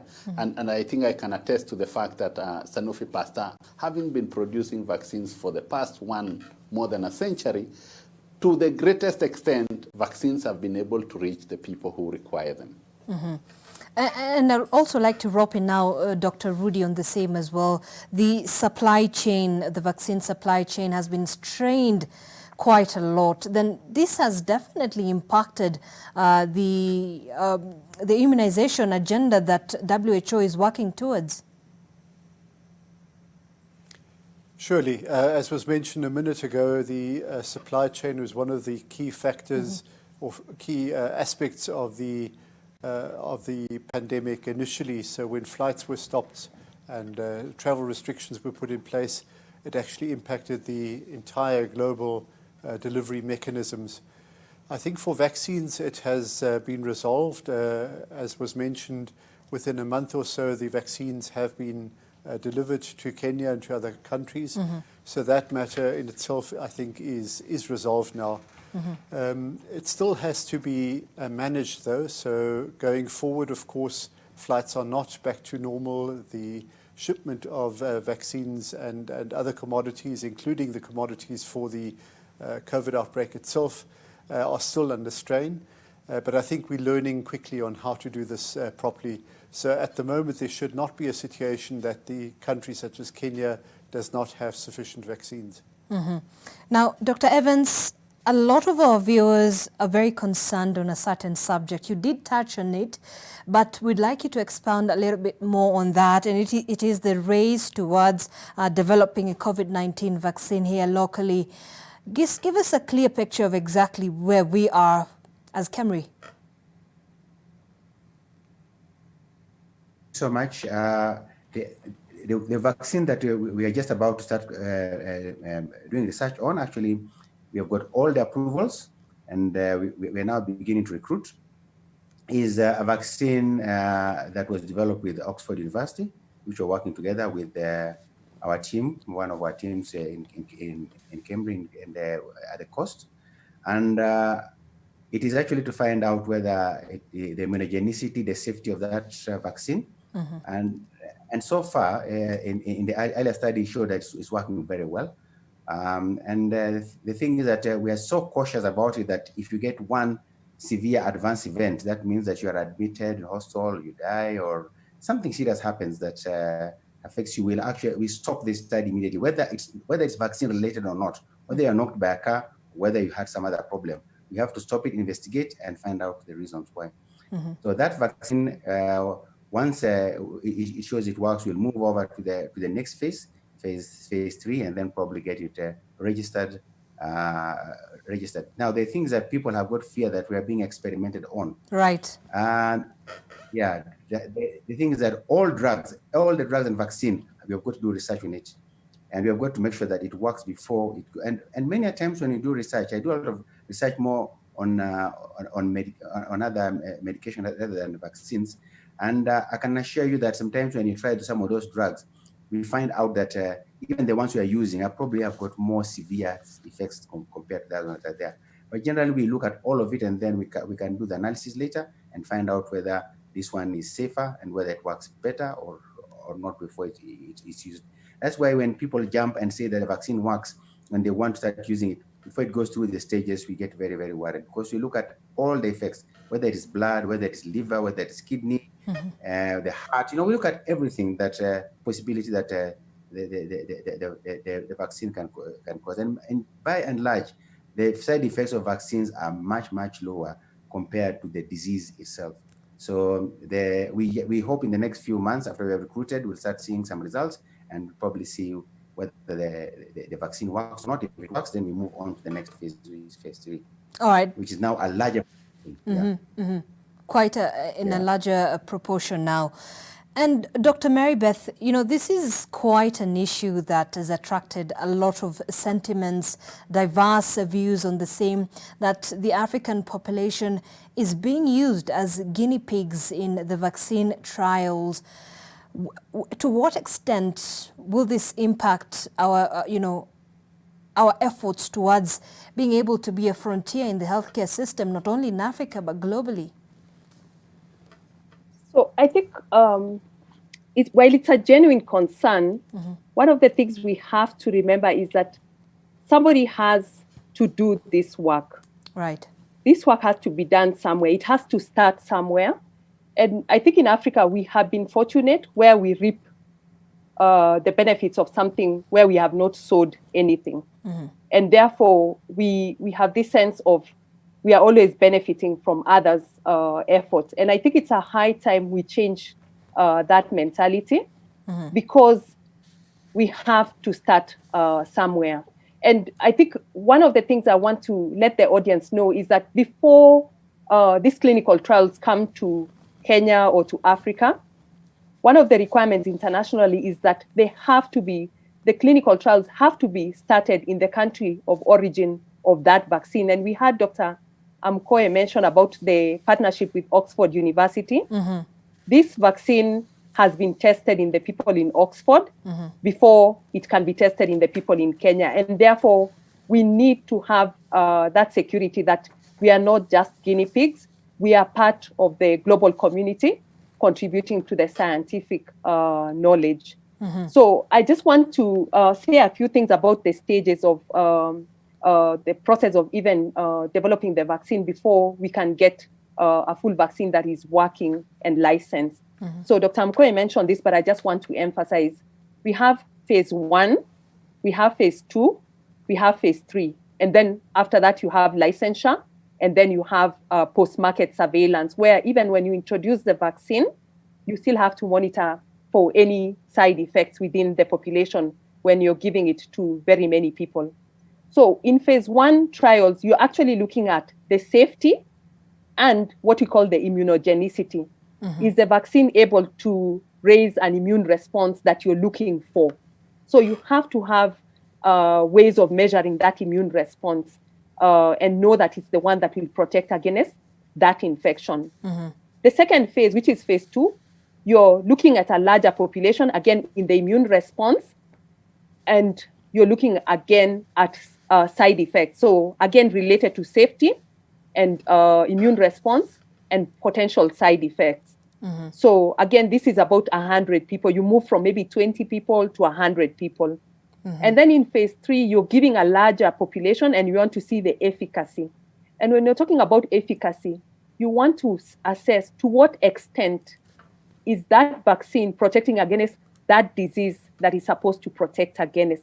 So you actually want to test and see that it's able to offer maybe 50% protection, 100% protection, 90% protection, and you're able to measure that protective effect. So once a vaccine has gone through all those phases and it meets the threshold that has been set, it is safe, it's immunogenic, it can elicit an immune response, and it's efficacious, then it can proceed on to be licensed. And it has to be licensed in that country of origin and then licensed globally. And there regulatory bodies like and other oversight bodies like WHO, American FDA, European Medicines Agency that are able to provide that sort of regulatory oversight to ensure that vaccines that are available are safe. Right. And I know many people would be anxious and say, oh, maybe it's a different vaccines, but there are certain regulatory safety measures that are put in place to ensure that the vaccines are safe, and those same standards would be applied in the West, just like they are applied in Africa, as well as even in Kenya specifically.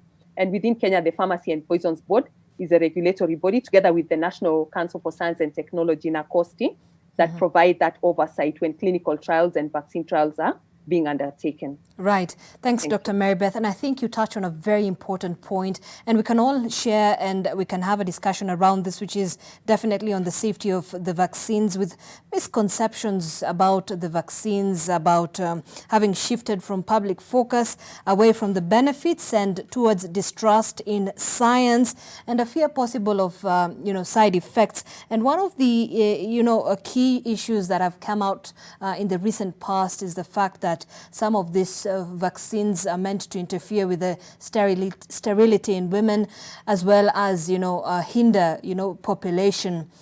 Mr. Sami, I would like you to chip in on that as well and just give us an idea as to how we can be able to counteract this distrust, these misconceptions. Thank you, Zainab. The response to that question about supposedly vaccines having an effect other than that which they are primarily meant for, we could also tie them to what Dr. Maritim has talked about. And I also wanted just to emphasize the fact that the pathway to the licensure of a vaccine is a multi-site, multi-country, broad-based research process. It is such that it is not possible to simply register a new vaccine that has been tried and tested only in one country. And therefore, for instance, if there is a country that has been used as a site, as a center to test a vaccine before licensure, in Africa, it would only be a representative of Africa together with many other global sites spread across the globe, just to be sure that, remember that the vaccine upon licensure should be able to protect everyone. It is meant for everybody. It's not just meant for those ones for which it was tried on. So it is a multi-country, multi-site, multi-center based approach to before a licensor can be obtained. And similarly, for the perception that a vaccine may be meant to achieve another ulterior motive other than that which it's supposed to protect against, that cannot be the case because, again, the vaccine would not just be used in our country, for instance. We do not have just a vaccine that is made for use in Kenya only. It is used globally. So then you would expect that if there was any such possibility, it would be globally spread. It would not be in one center or in one country or in one part. It wouldn't be. Having said that, as working for a company that is truly, truly devoted to ensuring that no one suffers or dies from a vaccine-preventable disease, and has been doing this for more than a century, more than 100 years, I can attest to the high quality of vaccines. To Dr. Mkoe's point, the high quality of vaccines to the extent that we, as manufacturers and innovators, realize that vaccines, for the most part, are given to healthy people. And healthy people will not withstand side effects.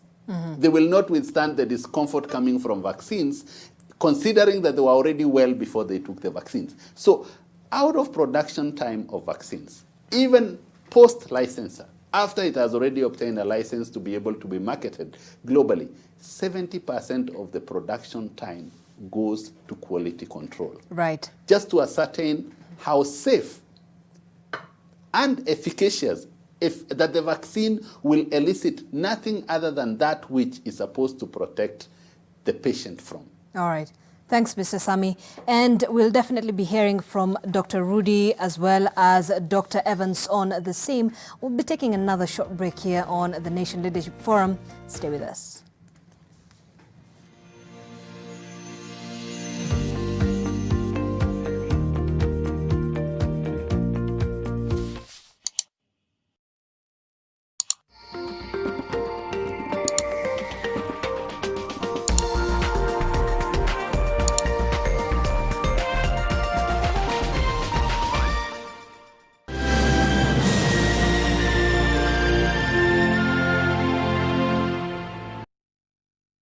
Celebrate Mashujaa Day with Royal Mabati. We have glossy profiles at Kenya shillings 370, tiles profiles from Kenya shillings 550 countrywide, and Royal Aluzinc startup pricing at 290 for hardwares. We also have light gauge steel and stone coated, which is fireproof, resistance to harsh weather and conditions like rain and termites. Cheaper compared to timber and durable to serve generations to generations. Call us today to make your order. Free delivery countrywide with Lipa Pole Pole payment option available.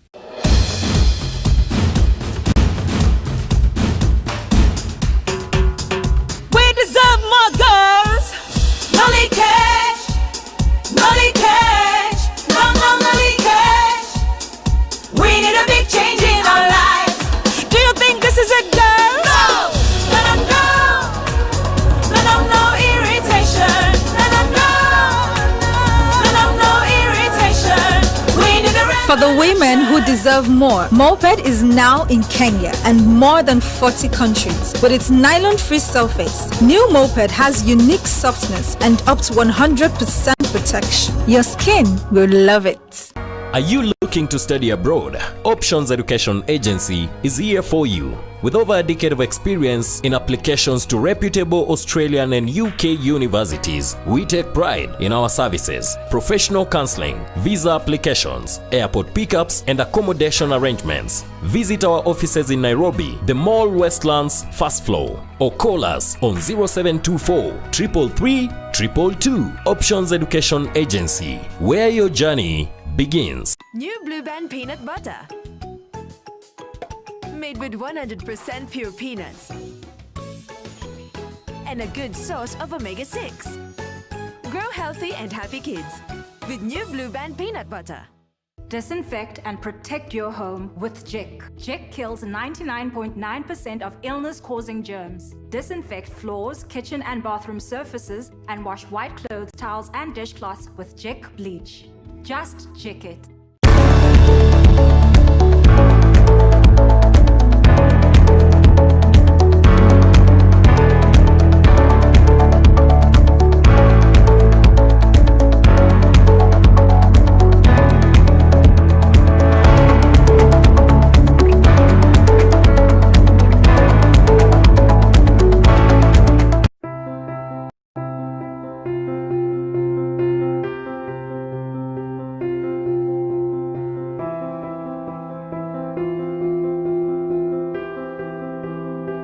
Alupe University College, continuous online registration of first years for 2020-2021 ongoing. Online digital teaching is on. Final end year examinations for continuing students starts 12 October 2020. The chief told me that Salvador was spotted in a nearby town. So has he been caught? Not yet, but the cab driver whom Salvador also escaped from said he won't be able to go too far, since he's badly wounded by the gunshot.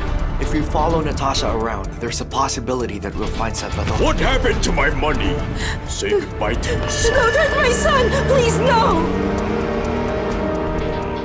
Are you looking to settle your family in an affordable, clean and serene environment? Get your value-added plot at only 1.295 million shillings. We also have flexible payment options of up to 12 months. Call us today on 0790 300 300. This is NTV.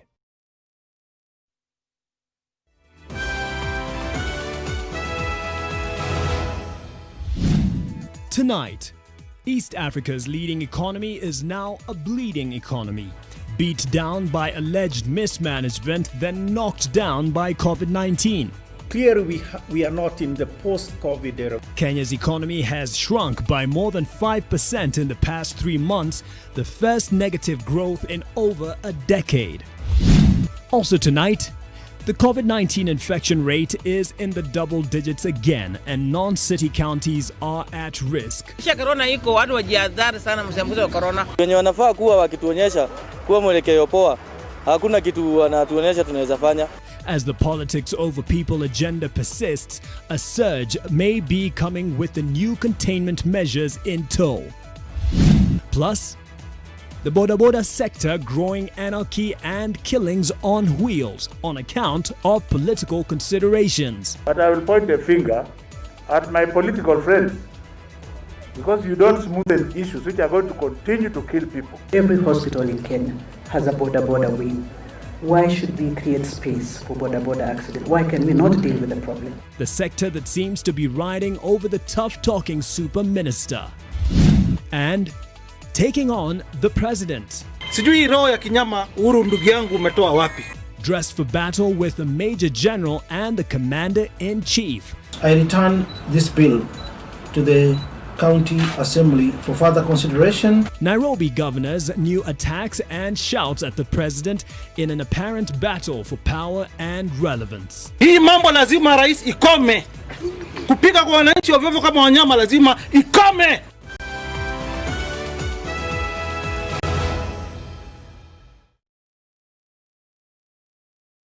In Kenya, 1 in 2 children suffer from cavities. Brushing with Pepsodent removes bacteria and repairs tiny holes before they become cavities. Because every smile matters. Geisha shea butter and honey. Made with the goodness of shea butter to moisturize dry skin. Be strong and last long. That is what this could be. Hii yote ni 5 acres. We are going to build the greenhouse for you, sell the produce, na pia tutagawana faida. 75%, 25%. You mean 75% for me? Sign hapa kwanza. First year yield itakuwa ni 67%. Na kuna taxes. You mean tax? Sign hapa na hapa. Additionally, kuna 2% facilitation fee na warehouse charges. Sign hapa ya mwisho. And this is a sure deal. Completely transparent. Okay. If only all things in life were as honest as Airtel's amazing data. Get 500 MB free daily, 3.5 GB free weekly, and 15 GB free monthly with every bundle purchase. Not just for a few, but for every one of you. Switch to Airtel and save. The honest network.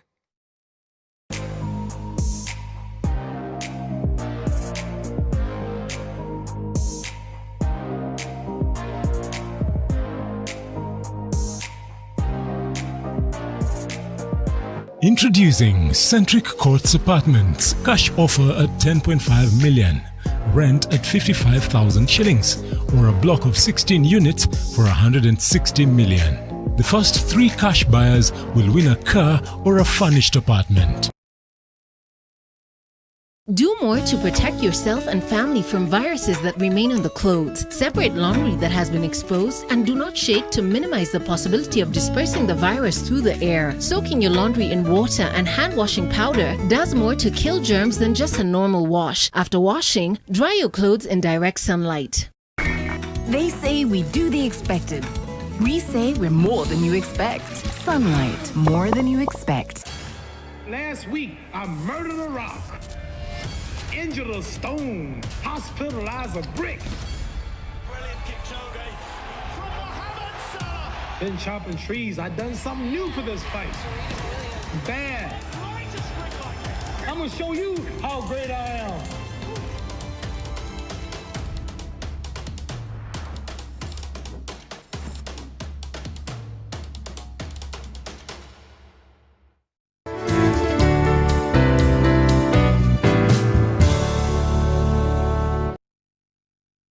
Get an 8-acre prime residential plot with soil merchants in Kisamis along Magadi Road at 148,000 Kenya shillings for cash buyers or 195,000 Kenya shillings for installment buyers. Come to our open day on 17th October.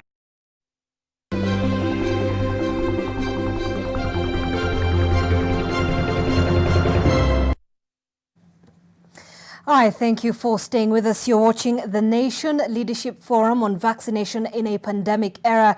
Otherwise, you can be able to reach us on our social media platforms at NTV Kenya, at Zainab Ismail. The hashtag we're using tonight is NMG Leadership Forum. You can be part of the conversation. And I'll get to you, Dr. Rudy, right now as we wind up the discussion on the safety of vaccines. I can see a viewer at Andy saying, there has been a debate that autism can be caused by the use of vaccines. Is that a true fact? And as you give us an answer to that, remember there are some religious affiliations and groupings within the country that have in the recent past even called for a boycott of some vaccinations, still saying, some of these issues are not in alignment with what we believe in. So then how can we begin addressing and prioritizing communication to offset this level of public distrust, public health distrust? So thank you for that question. It's the immunization group takes safety very, very seriously. As it was mentioned earlier, immunizations are actually quite different to medicines. So medicines we give to people who are ill, who need a specific medicine to make them better. So they are requiring this medicine. Vaccines is different because you're trying to give it to almost everybody, every child, every teenager that needs to get to the vaccine. So the target group for a vaccine is vastly bigger than for medicines. And for that reason, we pay a lot of attention to the safety. So normally a vaccine goes through many, many years of trials and many years of safety trials. The World Health Organization has got a committee that looks at the safety of vaccine in great detail and is very, very careful to deal with conflicts of interest. So we allow our experts to be, only those experts that are truly independent are actually included in these panels. So we are reasonably sure that the advice that we are getting and the opinions that are given on the vaccines are true. Mm-hmm. In terms of the misinformation about autism being caused by a vaccine, this is information that came from a false publication by a doctor in the UK, and it was withdrawn by the publication as being shown as being unscientific. Mm-hmm. It also meant that that doctor had been removed from the register of the Medical Council in the UK. In fact, there's ample evidence. Vaccines are being given to many, many millions of children, and the relation to autism has been proven not to be the case.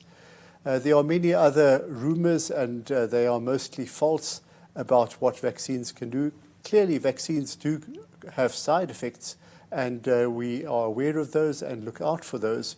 And in fact, if people sense that they have a side effect from vaccines, they get investigated quite carefully. There are teams that go out, investigate if there's any truth to that rumor or that allegation. And there are committees in place, even here in Kenya, that look at the truth or the science behind those rumors. So we are very, very careful with the safety of vaccines, and I can assure Kenyans that the vaccines that are currently in use in Kenya are truly and totally safe. There's no doubt about them. All right. Dr. Rudy, before I let you go, in the context of COVID-19, away from the safety issues, is another issue, and which is the fact that caregivers are now being a little bit hesitant in terms of heading to healthcare facilities. And this is affecting, immunization among children in the country. So then how do we begin to ensure that children don't end up suffering from vaccine-preventable diseases? Yes, that is a great concern. It was mentioned earlier. Fortunately, it seems that in Kenya, that while we did have some decline in vaccination coverage in April and May, it seems that it has recovered somewhat. So it is back to the level that it was in 2019 and 2018 in terms of the number of children vaccinated. But that is, of course, a great concern. If caregivers have got concern going to health facilities because they fear either being infected with COVID or for some other reason, that is a great concern. The Ministry of Health, together with its partners such as WHO and UNICEF, have instituted a group that looks at maintaining the essential services for public health. And immunization is, of course, a very important part of this. Clearly, there are other public health programs such as malaria program, the HIV treatment program, tuberculosis, and many other programs that also have to be maintained. And for all of these, the We've been in contact with the counties and through the Health Ministry to the health facilities to make sure that these services actually continue to be given. And it seems that we are finding that more and more of the population are finding comfort that these services are still available and that they can access them at the regular health services. Right. Thanks, Dr. Rudy there. Now, Dr. Evans, when it comes to the extent to which the monitoring of immunization across the counties is happening, and other essential services such as maternal, antenatal care as well, do we have a constant monitoring system that you are aware of?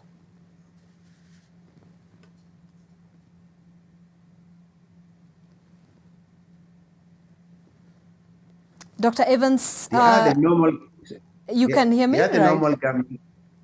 They are the normal government systems where we get all the information about what's happening in the periphery. We do have meetings with even the people who are immunizing people on the ground.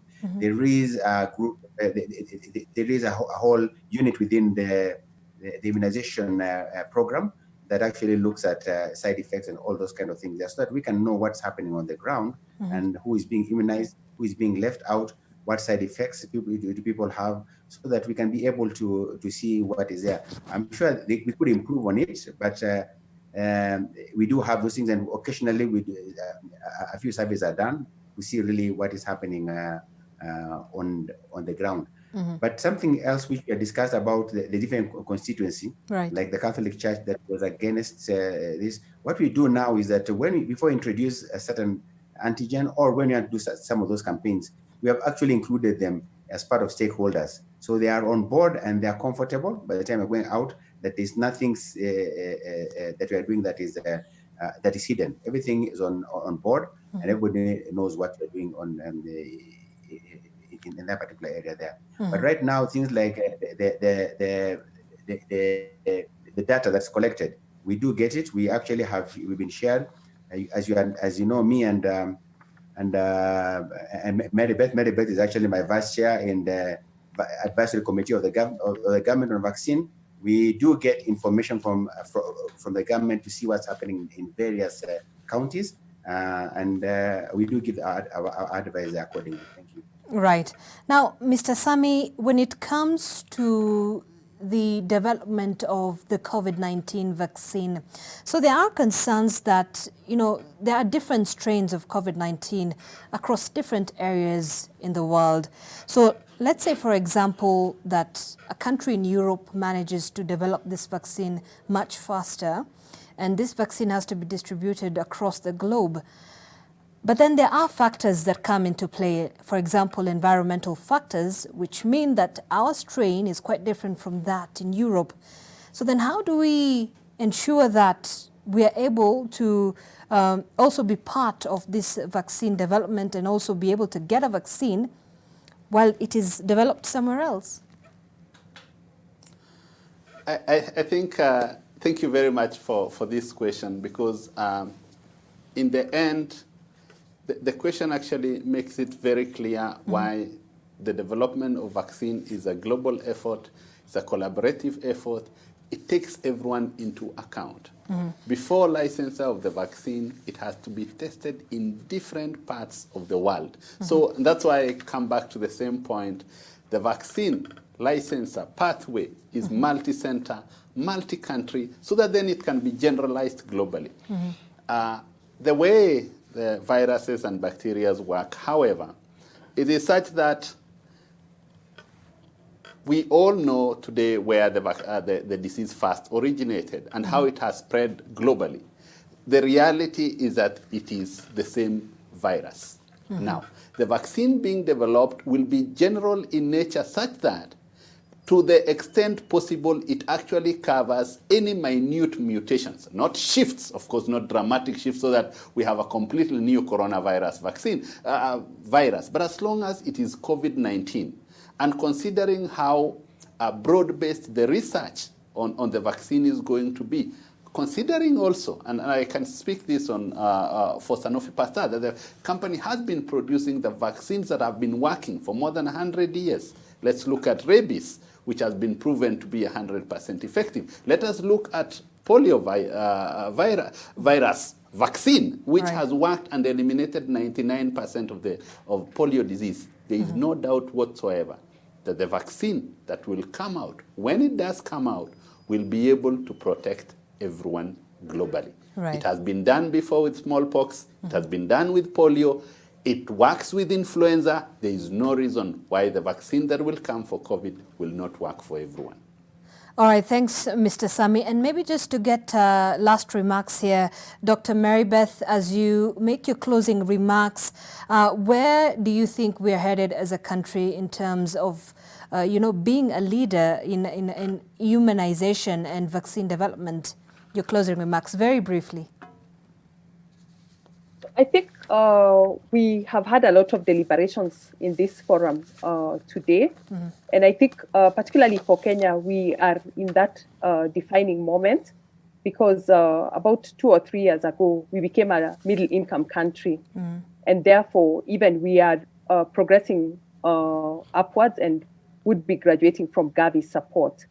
And therefore, for us, we need really to ask the government to do more and invest more in terms of vaccine manufacture within the country, so that when the cost is too high, we're able to manufacture the antigens locally. So we need to provide more investment within the country to be able to manufacture some of the antigens locally. All right. Thanks, Dr. Marybeth. And Dr. Evans, also very briefly, your closing remarks as we celebrate the eradication of polio, by the way, in Africa.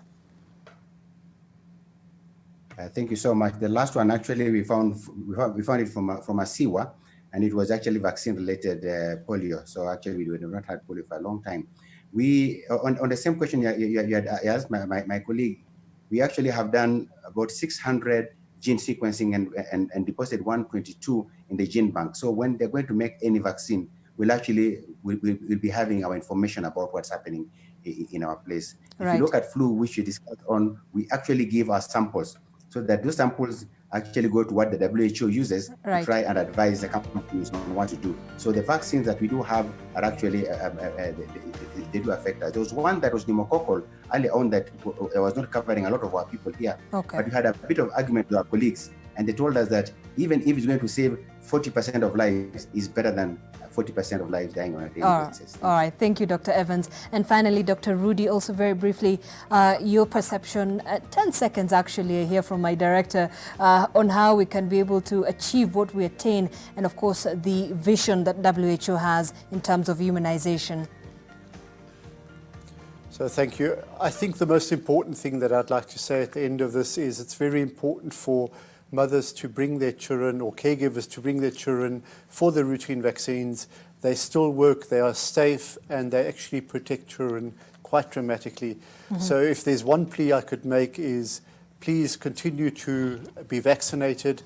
If you are a small child or teenager, or indeed, as was mentioned, the elderly or seasonal flu, all of those are really important measures, so please keep it up. All right. Thank you so much, Dr. Rudy Eggers there, the WHO Country Director, Dr. Evans Mukoye, the Deputy Director, Partnership and Collaboration at the Kenya Medical Research Institute, that is KEMRI, Dr. Marybeth Maritim, who is an infectious disease and travel medicine expert, as well as Mr. Sami Ndungu, the head of Sanofi Pasteur Vaccine Eastern Africa, who, by the way, one of the sponsors who managed to give us the opportunity to have this conversation. So thank you so much, lady and gentlemen.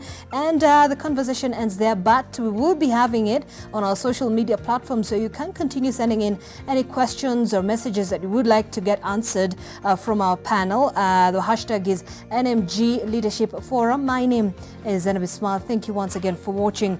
The news update is coming in just a moment with Mark Masai. Stay with us.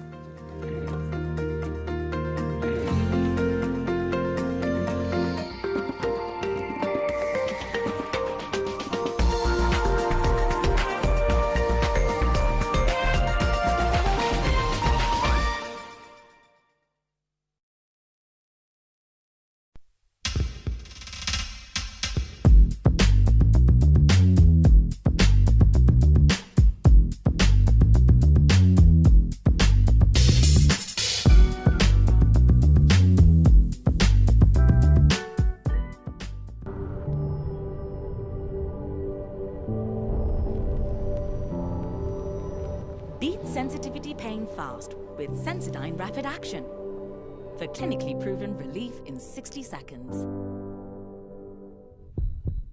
Alupe University College in Busia County, a science-oriented university with schools of health sciences, science, education and social sciences, and business and economics and human resource development, all incorporated under the science, technology, engineering, arts and mathematics STEAM approach. Continuous online registration of first years for 2020-2021 ongoing. Online digital teaching is on. Final end year examinations for continuing students starts 12th October 2020. Blended learning for academic year 2020-2021 starts on 9th November 2020 for the first years and 17th November 2020 for continuing students. Visit our website www.auc.ac.ke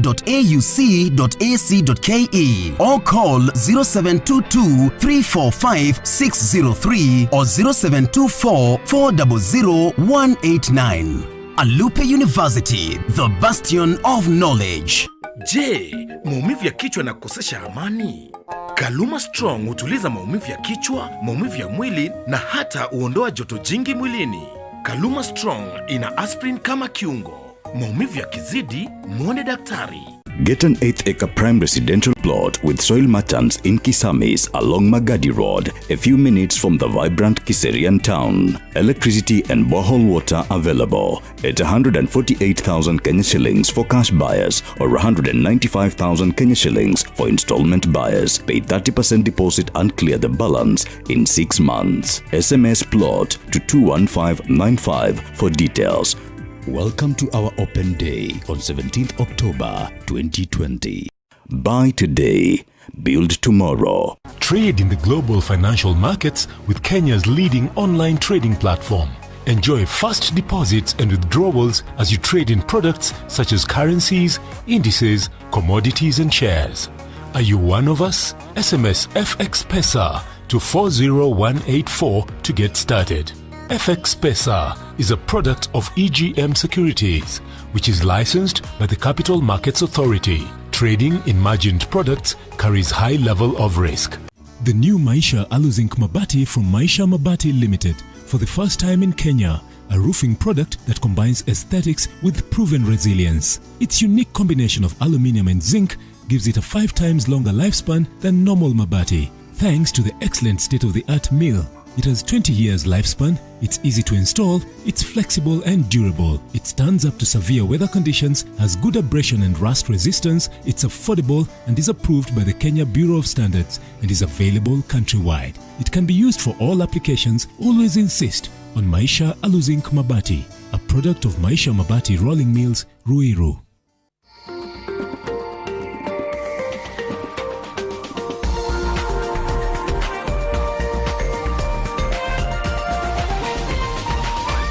This is NTV.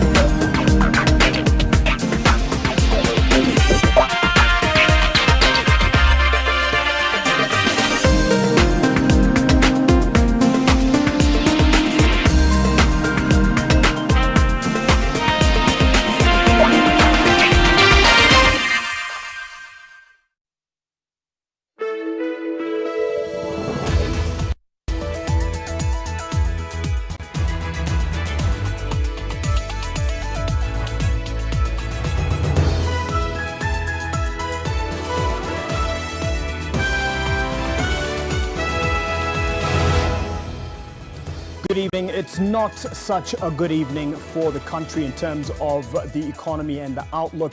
As the economy goes to the minus levels, the positive levels of the coronavirus are turning even more positive, and it's not in a good way. Right now, the country's economy has shrunk by 5.7%. But the positivity rate of late has gone double digits, and today is over 10% given the latest numbers that have been announced by the Ministry of Health. So not all good in terms of managing the coronavirus and by extension, the economy. These are the other stories to expect tonight. Tonight, East Africa's leading economy is now a bleeding economy. Beat down by alleged mismanagement, then knocked down by COVID-19. Clearly, we are not in the post-COVID era. Kenya's economy has shrunk by more than 5% in the past 3 months, the first negative growth in over a decade. Also tonight, the COVID-19 infection rate is in the double digits again, and non-city counties are at risk. Wenye wanafaa kuwa wakituonyesha kuwa mwelekeo poa, hakuna kitu wanatuonyesha tunaweza fanya. As the politics over people agenda persists, a surge may be coming with the new containment measures in tow. Plus, the boda sector growing anarchy and killings on wheels on account of political considerations. But I will point a finger at my political friends, because you don't smoothen issues which are going to continue to kill people. Every hospital in Kenya has a border wing. Why should we create space for border accident? Why can we not deal with the problem? The sector that seems to be riding over the tough-talking super minister. And taking on the president. Sijui roho ya kinyama Uhuru ndugu yangu umetoa wapi? Dressed for battle with the Major General and the Commander-in-Chief. I return this bill to the County Assembly for further consideration. Nairobi governors new attacks and shouts at the president in an apparent battle for power and relevance. Hii mambo lazima rais ikome. Kupiga kwa wananchi ovyo kama wanyama lazima ikome.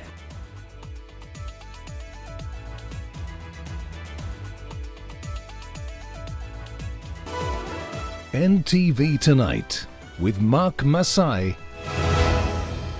And I'm also with Flora Tieno, our sign language interpreter tonight, backed by our newsroom team. And these are our stories tonight, and we start with what's not such a good outlook for the country. Kenya's economy shrank by 5.7% in the second quarter of 2020, representing an 11-point swing into negative territory when compared to last year's performance, and the first contraction since 2008.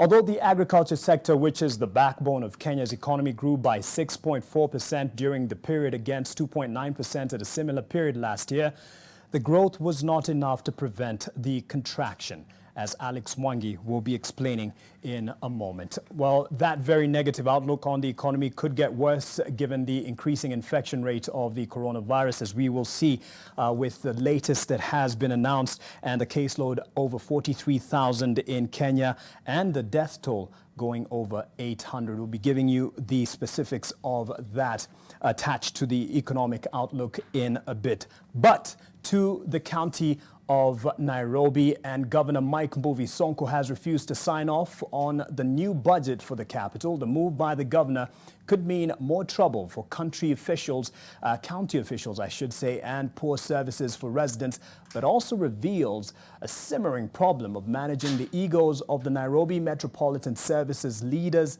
and the county government.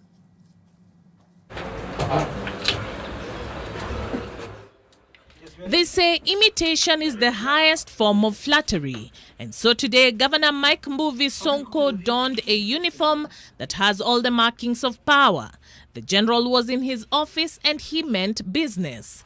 Just as he did in April, Nairobi Governor Mike Mbuvi Sonko has refused to assent to the 31.6 billion shilling budget.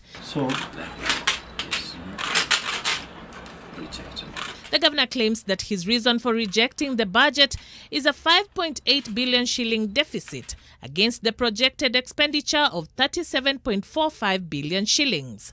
And so, in true Sonko fashion, it is all or nothing. I've identified the various inconsistencies with the Constitution of Kenya, the Public Finance Management Act, and the County Government Act. It is for this reason that I return this bill to the County Assembly for further consideration as provided for in Section 24 of the County Government Act. But underneath it all lies a disgruntled governor who is displeased by the fact that with every passing day he loses influence and power to the new capital administrator, that is General Mohamed Badi. Sijui roho ya kinyama Uhuru ndugu yangu umetoa wapi? His recent defeat being a political loss as the county assembly on the 12th of October passed the county budget with amendments that gave NMS 27.1 billion shillings. Mambo lazima rais ikome. The MCAs shifted the Ward Development Fund from Sonko's office to the Nairobi Metropolitan Services. Reason being, the general is efficient at his execution of projects. This explains the governor's recent public display of discontent with a government that he claims continues to beat him even while he is down. Sisi tumechoka na serikali yako. Tasisemi hivyo ati kwa sababu umeninyang'anya nusu ya serikali. Hapana. The main target of his anger being the president and his closest advisors. Mliona Matiang'i kuja kuombea rais kura huko? Hakuna. Mpicha alikuja kuombea rais kura huko? Kwa hivyo sisi dhuluma hatutaki. Na mimi nafikiri rais haelewi shida za mtu wa Nairobi. Sababu yeye alizaliwa Aga Khan, amelelewa State House, amebadilishwa napkin, amepakwa petroleum jelly. What Sonko's rejection of the budget, however, means is that Nairobi won't be taking the money and so it will be returned back to Treasury. With the recent strikes from the county officials, among them county medics, this latest move by the dejected governor could paralyze some service delivery. Salary delays for county officials should therefore not come as a surprise unless 2/3 of the City County Assembly approve the budget. Charity Mwangi, NTV. Meanwhile, Interior Cabinet Secretary Fred Matiang'i is on the spot for failing to implement the Boda Boda Task Force report. This is despite an increased number of reported fatalities as a result of motorcycle incidents on the road since 2018, raising the public outcry from citizens. NTV's Setolale reminds us of the initial mandate of the Boda Boda Task Force. The untimely death of the father of Lands Cabinet Secretary Farida Karunei is now one of the hundreds of lives lost to Boda Boda accidents around the country. 74-year-old Mzee Edward Kiprotich was fatally knocked down by a Boda Boda rider as he was crossing the busy Kapsabet Eldoret Highway on Tuesday. The avoidable loss of lives to reckless Boda Boda riders has reignited the Boda Boda reforms debate. The laws are already there. Why are we unable to enforce them? And I will point a finger, a small finger, because I'm also now in government. But I will point a finger at my political friends, because you don't smoothen issues which are going to continue to kill people. Tafika wakati lazima tuketi na tusemezane na tukubali kuna uwezekano ya kuweka nidhamu kwa sekta hii. The Boda Boda Task Force report that was handed over to the Interior Cabinet Secretary in January hasn't been made public to date. It continues to gather dust at Harambee House. The compilation of the report itself dragged for almost a year, questioning the government's seriousness in effecting reforms in the troublesome sector. Let us clean up this mess. And let us not waste time on this issue. We have to bring about order in the manner in which we are moving forward on this. I think we really must do something about these border accidents. Every hospital in Kenya has a border wing. Why should we create space for border accidents? Why can we not deal with the problem? The 13-member task force formed to streamline operations of the Boda sector was tasked with examining the existing policy, legislative and administrative systems governing the motorcycle industry. A report by the National Transport and Safety Authority established that motorcycle fatalities increased from 750 in 2018 to 959 in 2019. A report released by NTSA reviewing the period between January and September 30th shows fatalities caused by motorcyclists increased from 534 in 2019 to 774 in 2020, an increase of a whopping 44.94% in fatalities. There are about 1 million boarders or motorcycles in the country, and the number is steadily increasing.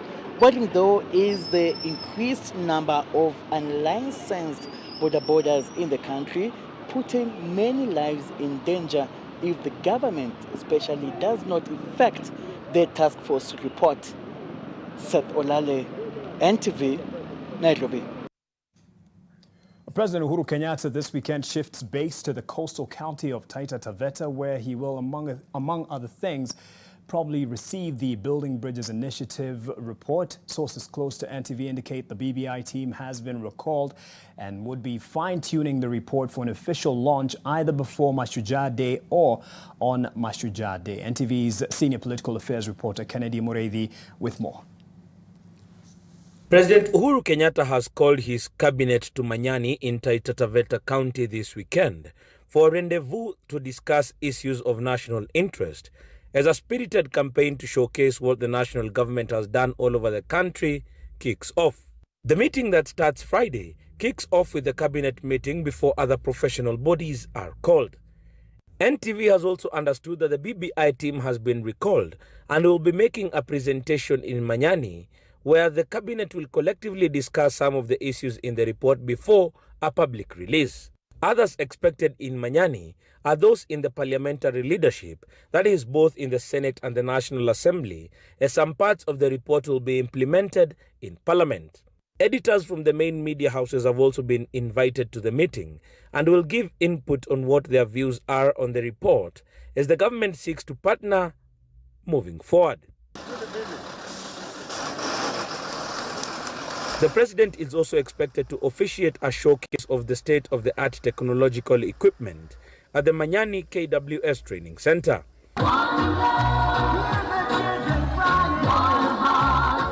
NTV also understands there are other experts who have been invited to give some final input on the report before it is released.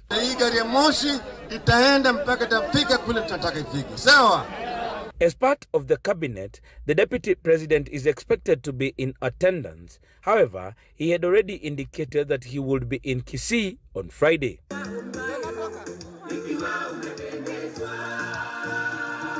Allies to the deputy president have in the meantime set the ground rolling and are preparing for a no vote against the BBI, with Elgeyo Marakwet Senator Kipchumba Murkomen hinting on his Twitter page that the report may be released this weekend. Kennedy Mureithi, NTV. Deputy President William Ruto once again made a thinly veiled attack on his boss, President Uhuru Kenyatta. He told a gathering in Nyamira County that the head of state had abandoned his pursuit for the Big Four agenda and instead joined what the DP termed as the clamor for political positions through the Building Bridges Initiative. Oko Kusa has that report. Deputy President William Ruto took his political tour to Nyamira County. And at Miriri in Kitutu Masaba, the divided presidency and polarizing politics showed face in regards to the Jubilee's government's job creation agenda. Hiyo kazi imekwama kwa sababu tumeambiwa kuna kazi priority ya muhimu sana, kazi ya BBI ya kutengeneza nafasi 3-4 ya watu wakubwa. Mimi nawauliza vijana wa Nyamira, priority ni kuunda nafasi 3-4 ya viongozi ama ni kuunda nafasi 3 kazi ya mwananchi mdogo? Which one is the priority? DP Ruto reiterated his hustler nation narrative as he and his allies also spoke to the issue of selective application of the law and the intimidation that the Ministry of Interior has been spelling on them, led by CS Fred Matiang'i, in whose backyard they were in. Na mimi niko mbele na sitarudi nyuma. Wafanye ile wanataka, watube tear gas, waweke vikwazo, watoe matusi, watuletee vitisho. Hii Kenya lazima tuibadilishe. Hii vitisho ya watu kuambiwa ati Kisii iko na mwenyewe, ati Murang'a iko na mwenyewe. There is no visitor in the Republic of Kenya in any corner. Kuna tofauti ya Mluya, Mkisii na Mkikuyu kama nyinyi wote ni bodaboda. Sisi huko kwetu tumejipanga na hasla kwa sababu anaongea mambo ya watu ya huko chini, naye mtu ya kitendawili anataka atengenezewe vio huko juu. Last week on Thursday, police used tear gas to disperse residents who had gathered at Sironga Sports Ground and here at Miriri Seventh-day Adventist Church grounds for a fundraiser that the DP was to preside over. Ouko Kusa, NTV. Seeing that crowd, what are COVID measures? Speaking of which, the Ministry of Health has said that the country has not yet gotten to the point of flattening the COVID-19 curve as a second wave hits major economies globally, and we will be seeing the effect on the local economy in a bit. The country's COVID-19 caseload has risen to over 43,100 after 602 people tested positive from a sample size of 5,618. The fatalities have now surpassed 800 after 8 more patients succumbed to the disease. 80 people have recovered, raising total number of those who have been declared free of the virus to 31,508, 51 from home-based care and 29 from various hospitals in terms of those who have recovered in the latest report. As the numbers continue to rise, so are the risks as well as the possibility to return to containment measures. The Ministry of Health says that if the containment rules are not adhered to strictly, then a second wave is imminent. One after the other, they lined up as each awaited their turn to wash their hands. Students at State House Girls' School getting aligned to the Global Hand Washing Day, which bears great significance this year in light of the COVID-19 pandemic, and now with the phased reopening of schools. But the concerns are beyond the confines of schools. The COVID-19 pandemic is doing anything but easing in Kenya, with the number of new infections rising again, and the Thursday infection rate standing at 10.4%. One of the concerns is the disregard of the COVID-19 containment rules, which may spell dark times ahead. The Acting Director General for Health Services, Dr. Patrick Amoth, tweeted, and I quote, "Following reduced or lowering of restrictions, we are experiencing a slight surge, as has been evidenced elsewhere globally whenever restrictions are removed. This cannot, however, be regarded as a second phase because we have not fully flattened the curve in the first phase." This is despite indications by no less than the head of state that the curve was being flattened. The rising numbers are more of a concern in the non-city counties. Bungoma County has been recording an increase in COVID-19 infections, but it is still business as usual there. Hakuna mtu mwenye amechukua ile jukumu la kutueleza ama kutuambia kwamba huko nje mambo ni mbaya. Mimi haswa sijaiona mtu mwenye amechukua corona. With barely any designated sanitation points by the county, residents believe the leadership has failed to protect them, as is also the case in Kiambu, where it's a case of the same script, different county. No social distance and no wearing of masks. Wanafaa kuwa wakituonyesha kuwa mwelekeo poa. Hakuna kitu wanatuonyesha tunaweza fanya. Wanaenda huko, wana have fun. COVID ilikuwa imepungua na tukaona mpaka serikali yetu tukufu imetuambia mpaka watoto warudi shule. Hiyo ndio ilifanya at least watu wa relax kuvaa barakoa. The Ministry of Health has also warned Kenyans of an increase in infections, especially in counties that earlier recorded low infections. Dr. Amoth also stated that if the prevention and control measures are not adhered to strictly as stipulated by the Ministry of Health, then a second wave will be imminent. However, we hope not to go there. Wash hands, sanitize, wear face masks, and keep physical distance. This is not being adhered to, not even by the leaders who preach this message, and the acting DG says returning to stricter measures is definitely an option, and should we witness a surge, then that will be our final option for the good of the country. Are containment measures on their way back? Helen Aura, NTV. Be safe, if not for anything or anyone else, for you and your loved ones. We'll take a break at 18 minutes past the hour. Much more coming up. Stay with me.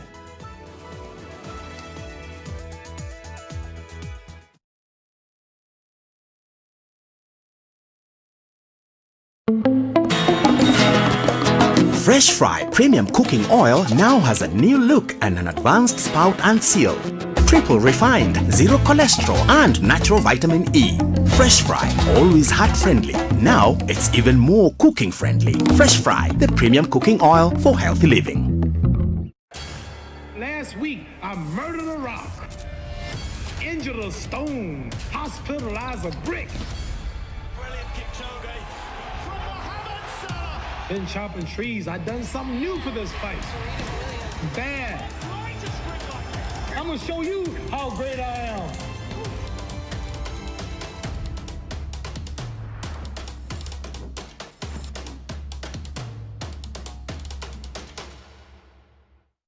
Hello, Susan.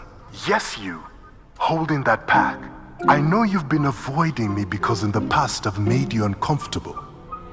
Maybe even caused you pain. But I want you to know that I have changed. For you.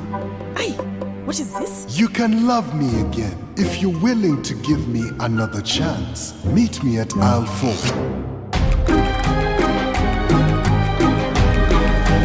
Hey, Susan. It's lactose free.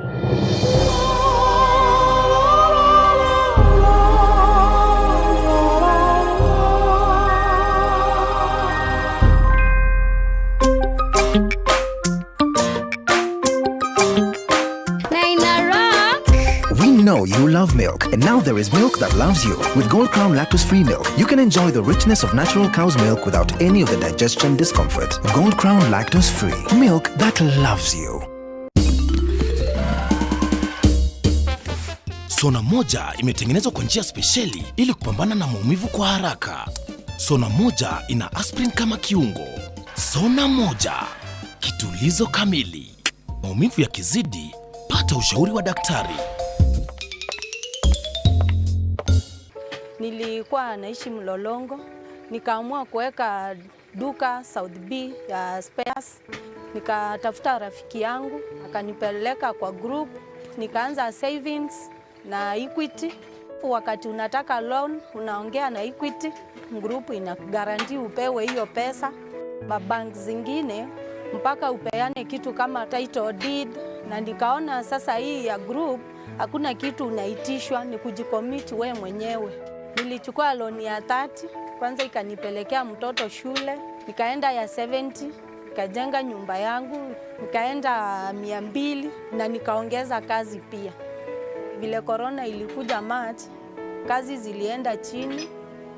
Bank wakasema mwenye ako na loan tuende kwa bank. Kila mtu vile alikuwa amechukua loan yake, kiwango yake akareduciwa. Kama Equity Bank haingepunguza loan yetu, maisha ingekuwa ngumu sana. Sasa nimekuwa marafiki na Equity Bank kabisa.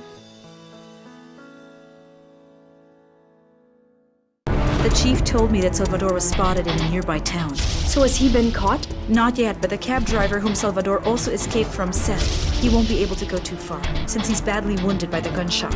If we follow Natasha around, there's a possibility that we'll find Salvador. What happened to my money? Say goodbye to your son. No, not my son! Please, no! Are you looking to settle your family in an affordable, clean and serene environment? Get your value-added plot at only 1.295 million shillings. We also have flexible payment options of up to 12 months. Call us today on 0790 300 300.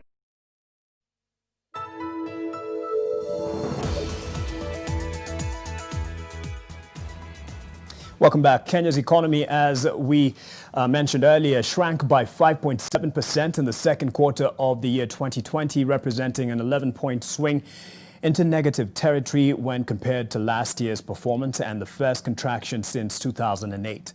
Although the agriculture sector, which is the backbone of Kenya's economy, grew by 6.4% during the period against 2.9% at a similar period last year, the growth was not enough to prevent the contraction. Alex Mwangi has more. Last 5 years, second quarter economic growth in Kenya has not been less than 4% on any given year. The highest growth of 6.1% was witnessed back in 2016. The economy shrank by 5.7% in the second quarter of 2020, from growth of 5.3% in 2019. Representing an 11-point swing from positive to negative territory. It is important to note that the economy dipped by a bigger margin than it grew by last year, pointing to the devastating impact of the COVID-19 pandemic. Clearly, we are not in the post-COVID era. We are still struggling with COVID. On a sector-by-sector performance, the hospitality industry took the worst hit, with accommodation and food services shrinking by 83.3% in the second quarter, compared to growth of 12.1% at a corresponding period last year. The transport sector, which includes the hard-hit aviation industry, contracted by 11.6%, compared to growth of 7.6% last year. Manufacturing shrank by 3.9% against growth of 4% in the second quarter of 2019.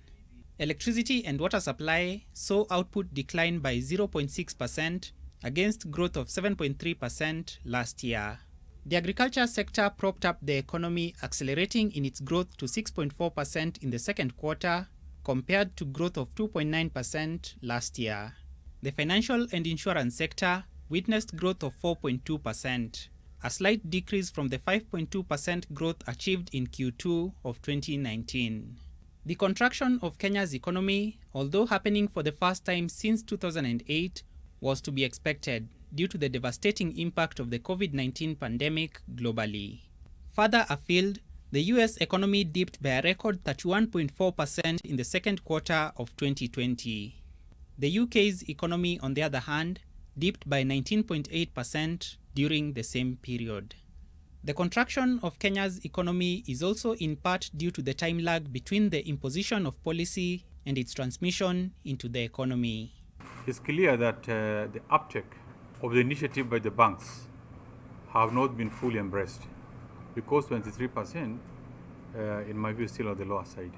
Coupled with this is the difficulty in offering formal financial support to small and medium enterprises. The chance out there are people engaged in businesses. Most of them are involved in the SMEs.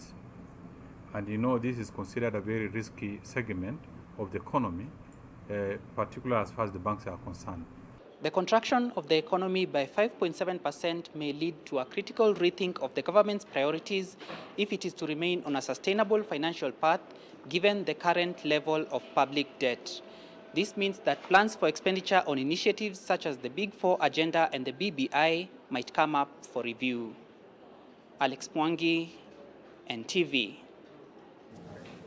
Today is the International Day of the Rural Women. We look at the lives of two women in Kandui, Bungoma County, who have broken away from the norm and are working in quarries to eke out a living from the trade, despite it being a tough job. Rose Wangoi has more on that story. Every day for the past 6 years, Stella Sikuku has chipped away at rocks in the hot sun for sustenance and that of her 6 children. For Stella, who lives in Tuti village, Bungoma County, life has been a struggle that is harder than the rocks under her feet. Her job is to carry waste stones after blocks are prepared and break them into small pieces to make hardcore stones. Nilikuwa kama mzako mzima, tulikuwa tunapika na yeye mawe.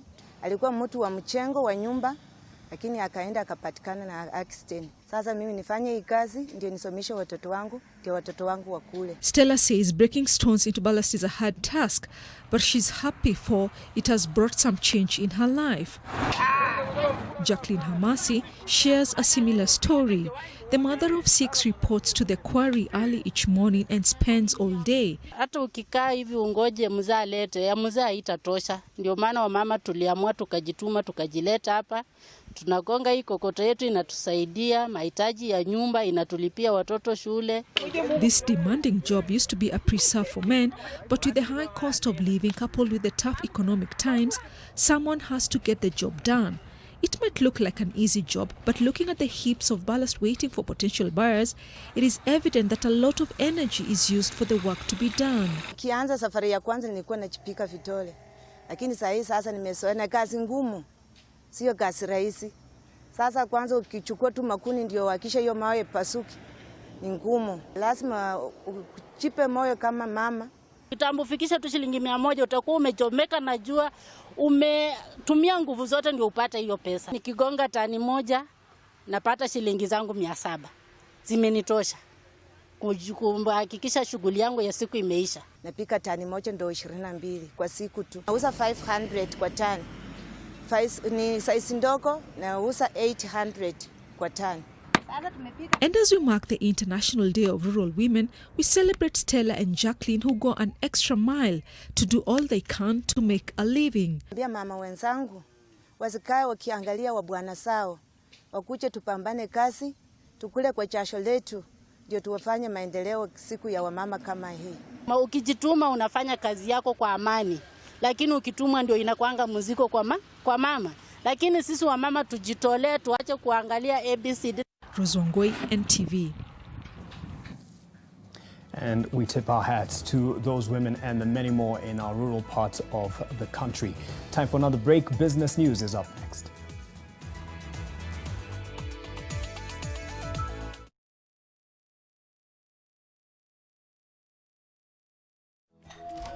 Ah, Helen Paul. Hello, madam. Would you like to join us on this mission? Yes, but how? Just one question for you. How do you keep your toilet clean? I use regular detergent and bleach for washing and removing yellow stains. I've been using it for years. Oh, madam, the regular detergents and bleach are used for washing clothes. To disinfect your toilet properly, you need Harpic 10X. It is specially made for germs and stains removal. Harpic's thick formula settles on stains and gives 10 times better cleaning compared to regular detergents and bleach. Wow, now I'm convinced, Helen Paul. Really? Yeah.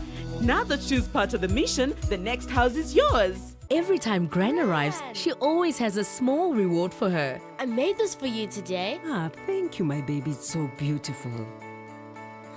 Wow! She's happy, and I trust it because it's made with milk and other carefully controlled ingredients, without any colorings or preservatives.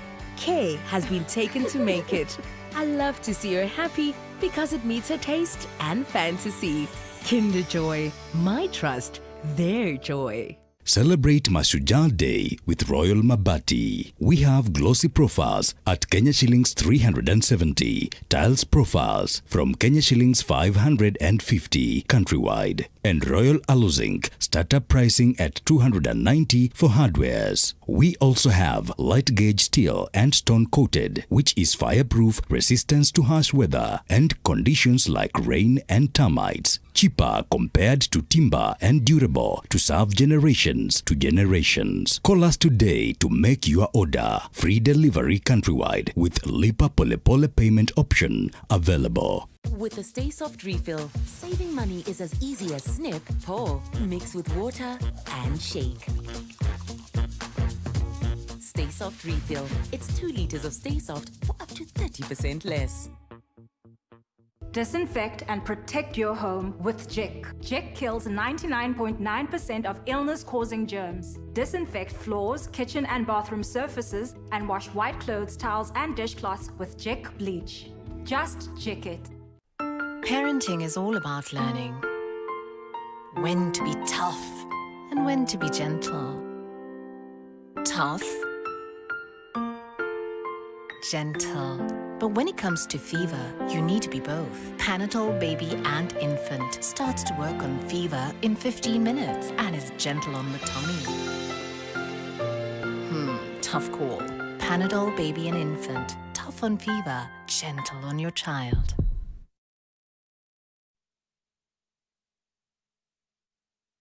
Business News in association with FX Pesa. Good evening and welcome to NTV Business. My name is Dan Mwangi. Now, Agriculture CS Peter Munya has put up 5 reform bills for public discussion as part of efforts to breathe new life into the sector, which is largely regarded as the backbone of the country's economy. Victor Kiprop reports on the ongoing push for reforms in the agriculture sector, even as some rather already in motion face strong objection from stakeholders. With the sugar and tea bills already before Parliament, the focus for reforms has now turned to other crops. Agriculture Cabinet Secretary Peter Munya has presented the Coffee Bill 2020, the Fiber Crops Development Authority Bill 2020, the Food Crops Development Bill 2020, the Horticulture Crops Authority Bill 2020, and the Mira Pyrethrum and Industrial Crops Bill 2020 for public participation. These government-sponsored bills are part of ongoing agricultural reforms that seek to increase the farmers' incomes in line with the Big Four agenda and the agricultural growth and transformation strategy. The coffee bill, for instance, proposes that factories appoint their own millers with milling costs capped at 4,000 shillings per ton and milling losses at 18% as benchmarked against KPCU rates, and makes a case for the establishment of the Nairobi Coffee Exchange. The bill further proposes that millers and marketers be banned from lending to farmers since there is now an alternative mode of financing. A lot of these marketing agents and buyers are pushing loans to the farmers. So you hear the coffee was sold this month, but nothing really reaches the farmer because they are deducting loans that they are pushing to the farmers. We are saying now government has established a fund, which is only 3%. The farmer is free to borrow there. The launch of the 5 agriculture reform bills comes on the back of strong objections and a string of court cases against the already gazetted tea regulations, especially by the Council of Governors, which says it was not consulted in its formulation. We, the Council of Governors, in our last meeting, wrote a letter to CS Munya protesting the manner in which she was implementing these reforms alone, without consulting or working with the governors and other leaders. Yet we are the ones who are in charge of agriculture in our counties. It's ingenious for people to keep saying they were not consulted. This is what we have done. Now we have released these views. If you don't give your views and write memoranda, then later along the road you say you were not consulted. Each individual authority established through the bills will be responsible for branding and placement of marks of quality on products based on geography and other unique identifiers, as well as development of markets and market promotional activities. Victor Kiprop, NTV Business. Now, a spanner has been thrown into the works of the business of car importation. Parliament has found itself on the spot after adopting a report to stop the Kenya Bureau of Standards from contracting 2 more companies in the pre-export verification of used motor vehicles, spare parts and machinery imported into the country. The move has left other actors in the sector accusing the House of wanting to retain the current monopoly status in the sector.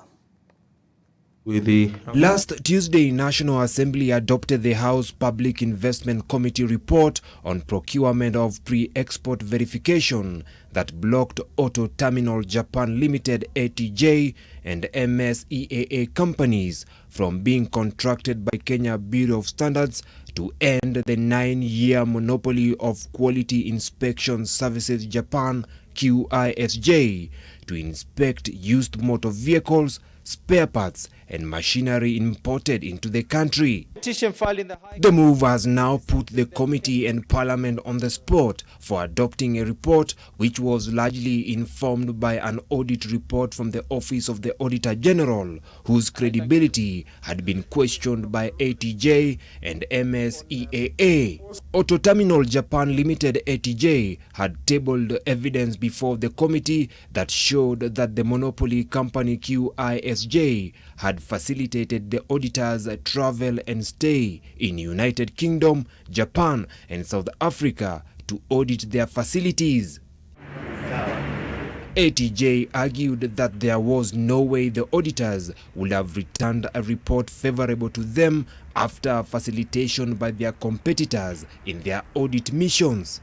In its letter, ATJ says despite the auditors visiting QISJ subcontractor in South Africa, they claimed to have been unable to visit ATJ's subcontractor in South Africa, but yet made a positive recommendation for QISJ while negating their capacity.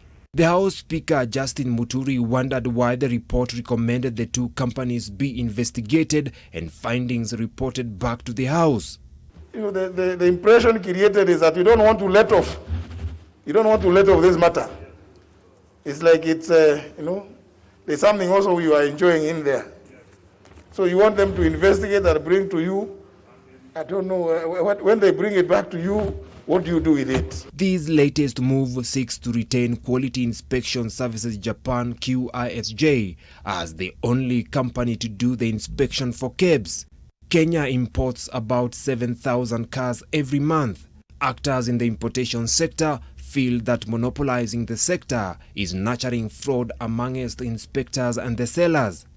70% of importers have launched complaints about the quality of their imports. These includes change of car mileage. An end to the monopoly situation would ease the cost of inspection by over 4,000 shillings. Another contract is expected in a month and a half's time, with this latest move likely to affect the expansion of the KEBS contract to include ATJ and MSEAA that had been initially included. Vincent Odur, NTV. Of cartels, cash tails as you run around, as well as cash trails. Now let's move to a different kind of boss, and the NSC, that's the Nairobi Securities Exchange, has admitted EGM Securities as a trading member of the NSC derivatives market. This follows the attainment of the necessary licensing and operating requirements by EGM Securities as per regulations by the Capital Markets Authority. The admission will enable the NSC to increase its client base by leveraging on the extensive footprint of EGM Securities across key markets in Africa and globally. EGM Securities is part of Equity Group, an international fintech firm.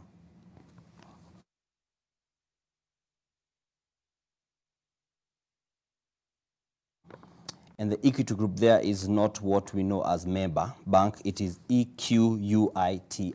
And I am done, and so is business. Good night. Business news in association with FX Pesa. Enjoy fast deposits and withdrawals as you trade in products such as currencies, indices, commodities and shares. Are you one of us? SMS FX Pesa to 40184 to get started. FX Pesa is a product of EGM Securities, which is licensed by the Capital Markets Authority. Trading in margined products carries high level of risk.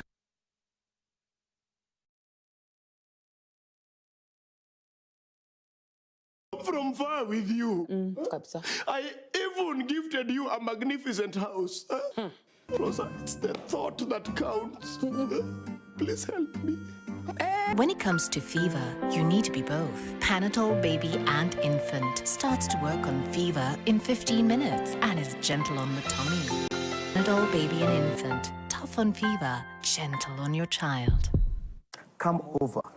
Wacha nikupikie kishef Ramsey.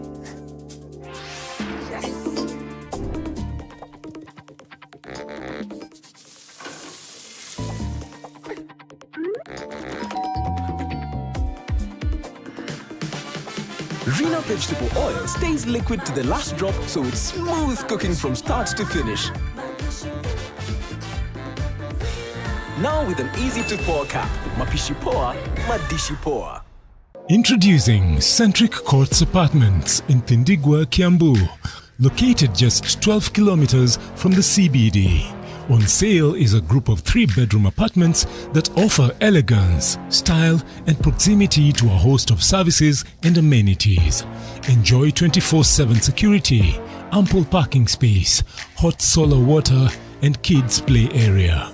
Cash offer at 10.5 million. Rent at 55,000 shillings, or a block of 16 units for 160 million. The first 3 cash buyers will win a car or a furnished apartment. Call us on 0735 832 709 or 0791 874 281. The new Maisha Aluzinc Mabati from Maisha Mabati Limited. For the first time in Kenya, a roofing product that combines aesthetics with proven resilience. Its unique combination of aluminium and zinc gives it a 5 times longer lifespan than normal Mabati, thanks to the excellent state-of-the-art mill. It has 20 years lifespan, it's easy to install, it's flexible and durable, it stands up to severe weather conditions, has good abrasion and rust resistance, it's affordable and is approved by the Kenya Bureau of Standards and is available countrywide. It can be used for all applications. Always insist on Maisha Aluzinc Mabati, a product of Maisha Mabati Rolling Mills, Ruiru.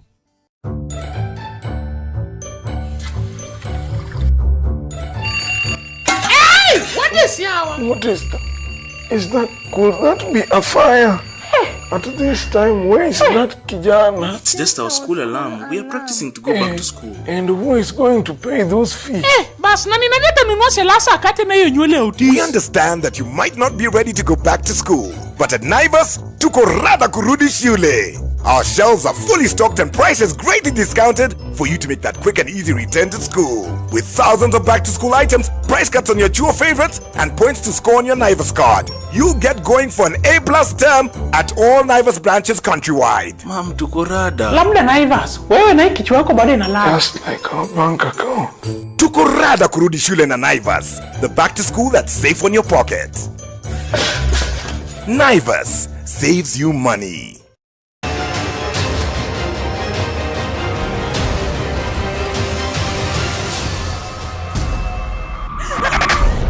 When I was in prison, I thought a lot about you. This is not acceptable!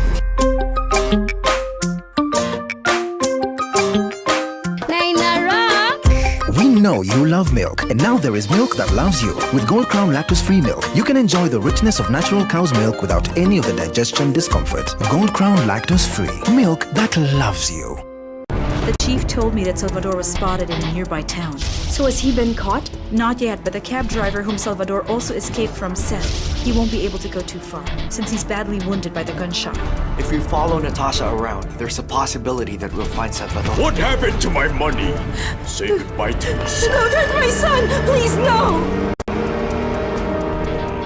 Are you looking to settle your family in an affordable, clean and serene environment? Get your value-added plot at only 1.295 million shillings. We also have flexible payment options of up to 12 months. Call us today on 0790 300 300.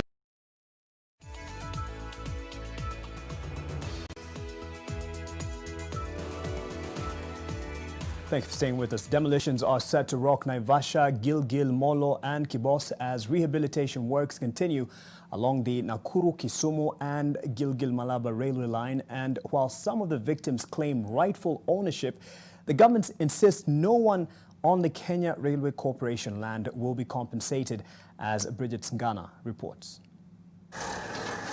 It has been 4 days since government bulldozers descended on establishments that dotted part of the 40 acres of land alongside the Nairobi-Nakuru highway belonging to the Kenya Railway Corporation in Nakuru town. And on this lot, this family shows us the documentation legalizing their presence here. They say this parcel of land was a presidential grant from the late President Daniel Moi after they ceded 6 acres of their land to Baringo High School back in the 90s. Yule alikuja huko ni President Moi. Akasema tunataka tuongeze hii shule na tungetaka nyinyi muko hapa kwa hii maploti yenyu mutafutiwa mashamba au ploti. Sasa mzee wangu akasema anataka ploti. The family also claims to have won a legal suit against the Kenya Railways, contesting their presence here, but now they have lost everything. Mom akona title deed. Si kama hiyo leasehold tunasikia wamepeana huku kwingine wamebomoa. Hii ni title deed. After a proper compensation was done by the former president. According to the Rift Valley Regional Commissioner, anyone disputing the ongoing efforts to revive the railway is an enemy of progress. We want our people to respect public property. Even if you see a school has got 50 acres and is only using 5 acres, please don't start making arrangements with somebody to lease to you or to give you a title deed for the remaining 45. The medium gauge railway upgrading is meant to facilitate transportation of goods from the inland container depot in Naivasha to neighboring countries and is set for completion by April 2021. Bridget Ngana, NTV, Nakuru. Just a bit of politics before we get into the sports. Well, about issues on leadership. NARC Kenya party leader Martha Karua has accused President Uhuru Kenyatta's administration of undermining the constitution and the rule of law. Karua says the Jubilee administration has been engaging in illegalities that are threatening the peace, stability, and well-being of Kenyans. The recent recommendation from the National Security Advisory Council and its adoption by an unconstitutional cabinet is in blatant violation of the Constitution insofar as it is aimed at suppressing legitimate political activities of those not viewed favorably by the President and his BBI brother, the former Prime Minister. It is now time for Kenyans to stand up, speak up, and reject these well-documented attempts by President Kenyatta and a section of his government to overthrow the Constitution of Kenya. Time for that break. Sports News is up next. Ida Waringa is standing by.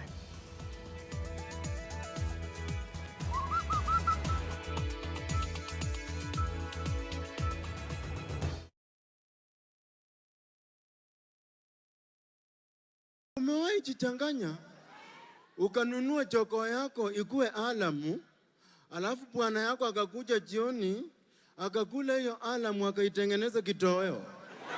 Kuna karembo hapa kananiangalia kameshaka, kamecheka mpaka lipstick huko imeisha. Anacheka na mdomo ya choti.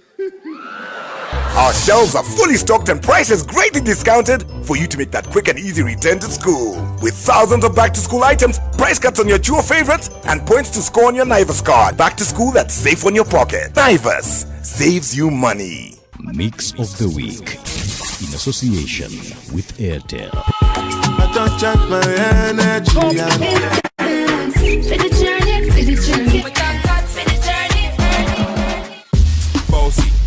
Bossy. Look in the mirror, say yes, I'm the best. This is a short deal. Completely transparent. Okay. If only all things in life were as honest as Airtel's amazing data. Get 500 MB free daily. Switch to Airtel and save. The Honest Network. Building tips for high-rise buildings should be bought from reliable sources. Strength of the cement must be a minimum of 42.5. Sufficient curing time with constant pouring of water. Must be kept certified. Exactly 50 kilograms guaranteed in each bag. Adding strength to Kenya's landmarks. Power for specialized constructions. Cementing the nation's future. Simba Cement, the strength and pride of Kenya. Now also produced in Nakuru and Mombasa.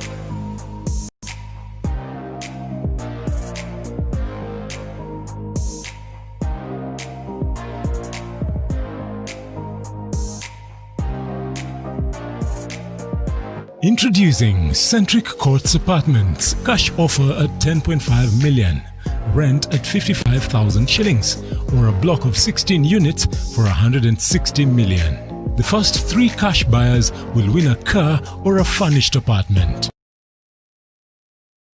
The chief told me that Salvador was spotted in a nearby town. So has he been caught? Not yet, but the cab driver whom Salvador also escaped from said he won't be able to go too far, since he's badly wounded by the gunshot. If we follow Natasha around, there's a possibility that we'll find Salvador. What happened to my money? Say goodbye to me. Don't hurt my son! Please, no! Are you looking to settle your family in an affordable, clean and serene environment? Get your value-added plot at only 1.295 million shillings. We also have flexible payment options of up to 12 months. Call us today on 0790 300 300.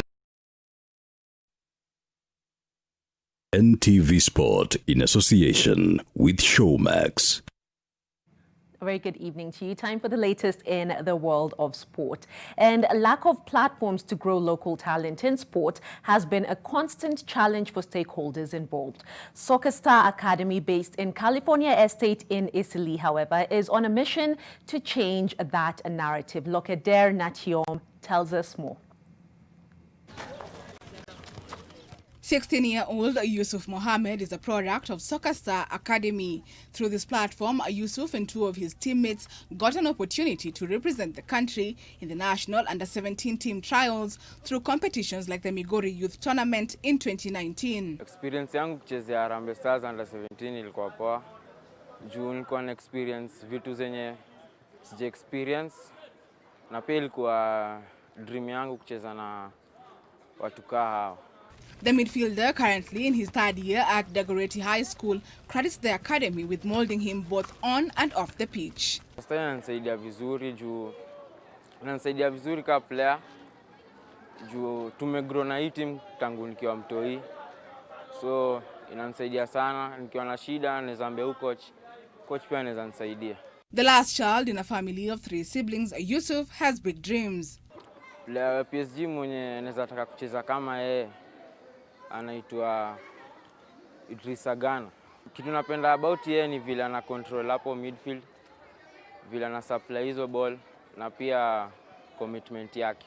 The rising star draws inspiration from a name similar to his PSG hero back home, Soccer Stars under-16 coach Idris Ndikumana. Kuna program tuko nayo ya CB, tumekuwa hiyo ni coaching boys to men, yani ya kufunza watoi hiyo social responsibility na social, yani wakwe na vyenye wanajibeba vizuri na familia. Na vision yetu ni ya kuenda na hawa vijana mbali kidogo, wapate maklabu za nje, kama vile tuko na player mmoja alikuwa aende Sweden.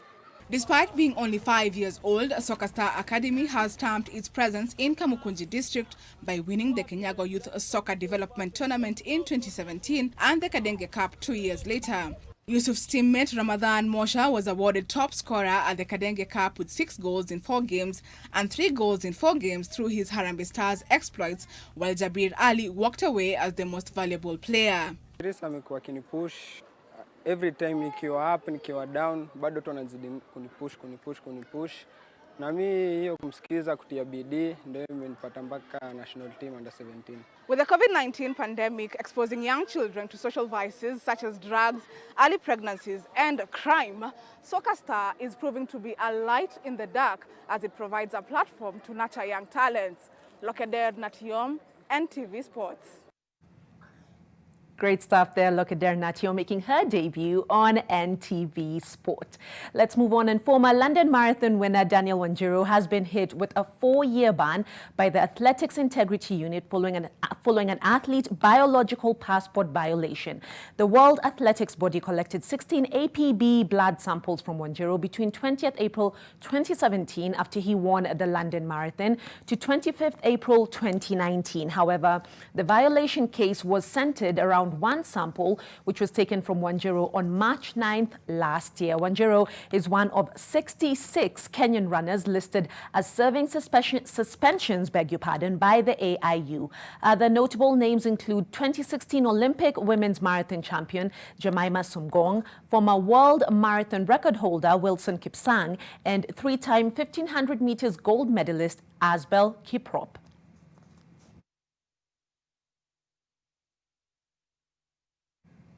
Right, let's cross borders, and goals from Bernardo Silva and a brace from Diogo Jota gave Portugal a comfortable 3-0 win over Sweden in the Nations League as the hosts cracked on despite the absence of Cristiano Ronaldo due to a positive COVID-19 test. Silva opened the scoring in the 21st minute after Portugal won the ball back in the middle of the field and quickly countered.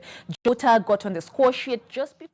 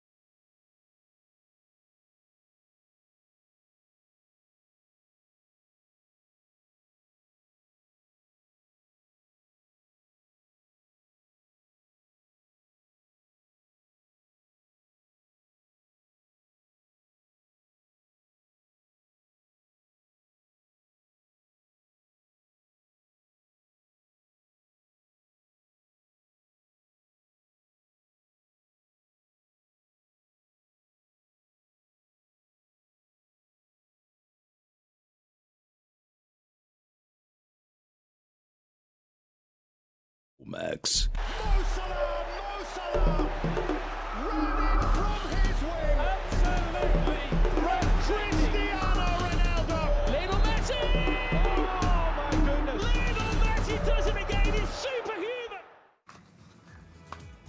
That's it for the sports. I'd probably let you sign off. Okay, so that does it for sport. Give me a look, it threw me off. I am Ida Waringa, and I'm sure a lot of people, including Mark Masai, must be excited that the international break is done. Lots of league action coming up. Although, Mark, I'm sure not a lot of United fans are looking forward to too much. Yep, and I'm seeing people, Man City, looking forward to the weekend in anticipation of thrashing Arsenal. Let's leave it at that and just see what will become of that. Something we're looking forward to is the debut of that name, Lokeder Nadiom. Lokeder Natiom. And another thing, NTV will be broadcasting the World Half Marathon Championships on Saturday from around noon. More details in the course of tomorrow, of course, Mark, but yes, keep it here. It is that #1 sports station on top I know of I'm sounding everything like else. I'm pressed, but I'm just happy. I need to do this as I head out. That's exciting news. From 12 p.m. tomorrow? Yeah, no, from 12 p.m. on Saturday. On Saturday, Yes. that's right, that's Yes. right. And this is where you do as you I sign wish I out. could do that. Oh yes, sorry about that. Good night, guys. Make on high heels.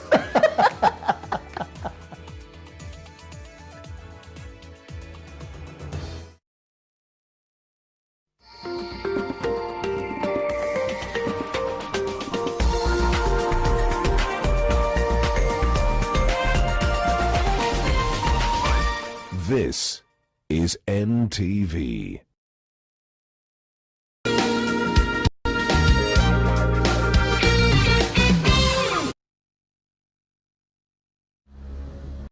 Like every mother, I'm worried about dangerous insects, especially mosquitoes, which spread diseases like malaria to my loved ones. This year, I'm not afraid. I'm using Mortein Doom. Mortein Doom All Insect Killer provides protection in seconds. Not even a single mosquito is spared, because even one mosquito bite can cause malaria.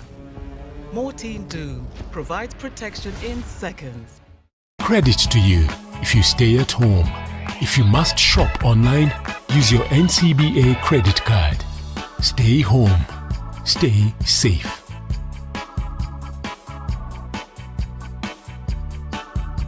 The chief told me that Salvador was spotted in a nearby town. So has he been caught? Not yet, but the cab driver whom Salvador also escaped from said he won't be able to go too far, since he's badly wounded by the gunshot. If we follow Natasha around, there's a possibility that we'll find Salvador. What happened to my money? Say goodbye to your son. Don't hurt my son! Please, no! Are you looking to settle your family in an affordable, clean and serene environment? Get your value-added plot at only 1.295 million shillings. We also have flexible payment options of up to 12 months. Call us today on 0790 300 300. Mwanaume ni bidii na kusema leo niko ndani. Kuangusha mistari na kudamini fahari. Form nigane, trust, study, ripped them a classic. Form nigane, trust, study, ripped them a classic. Leo niko ndani. Are you the standard man? Are you the great man? Are you the classic man? Are you every man? Trust condoms. Who are true.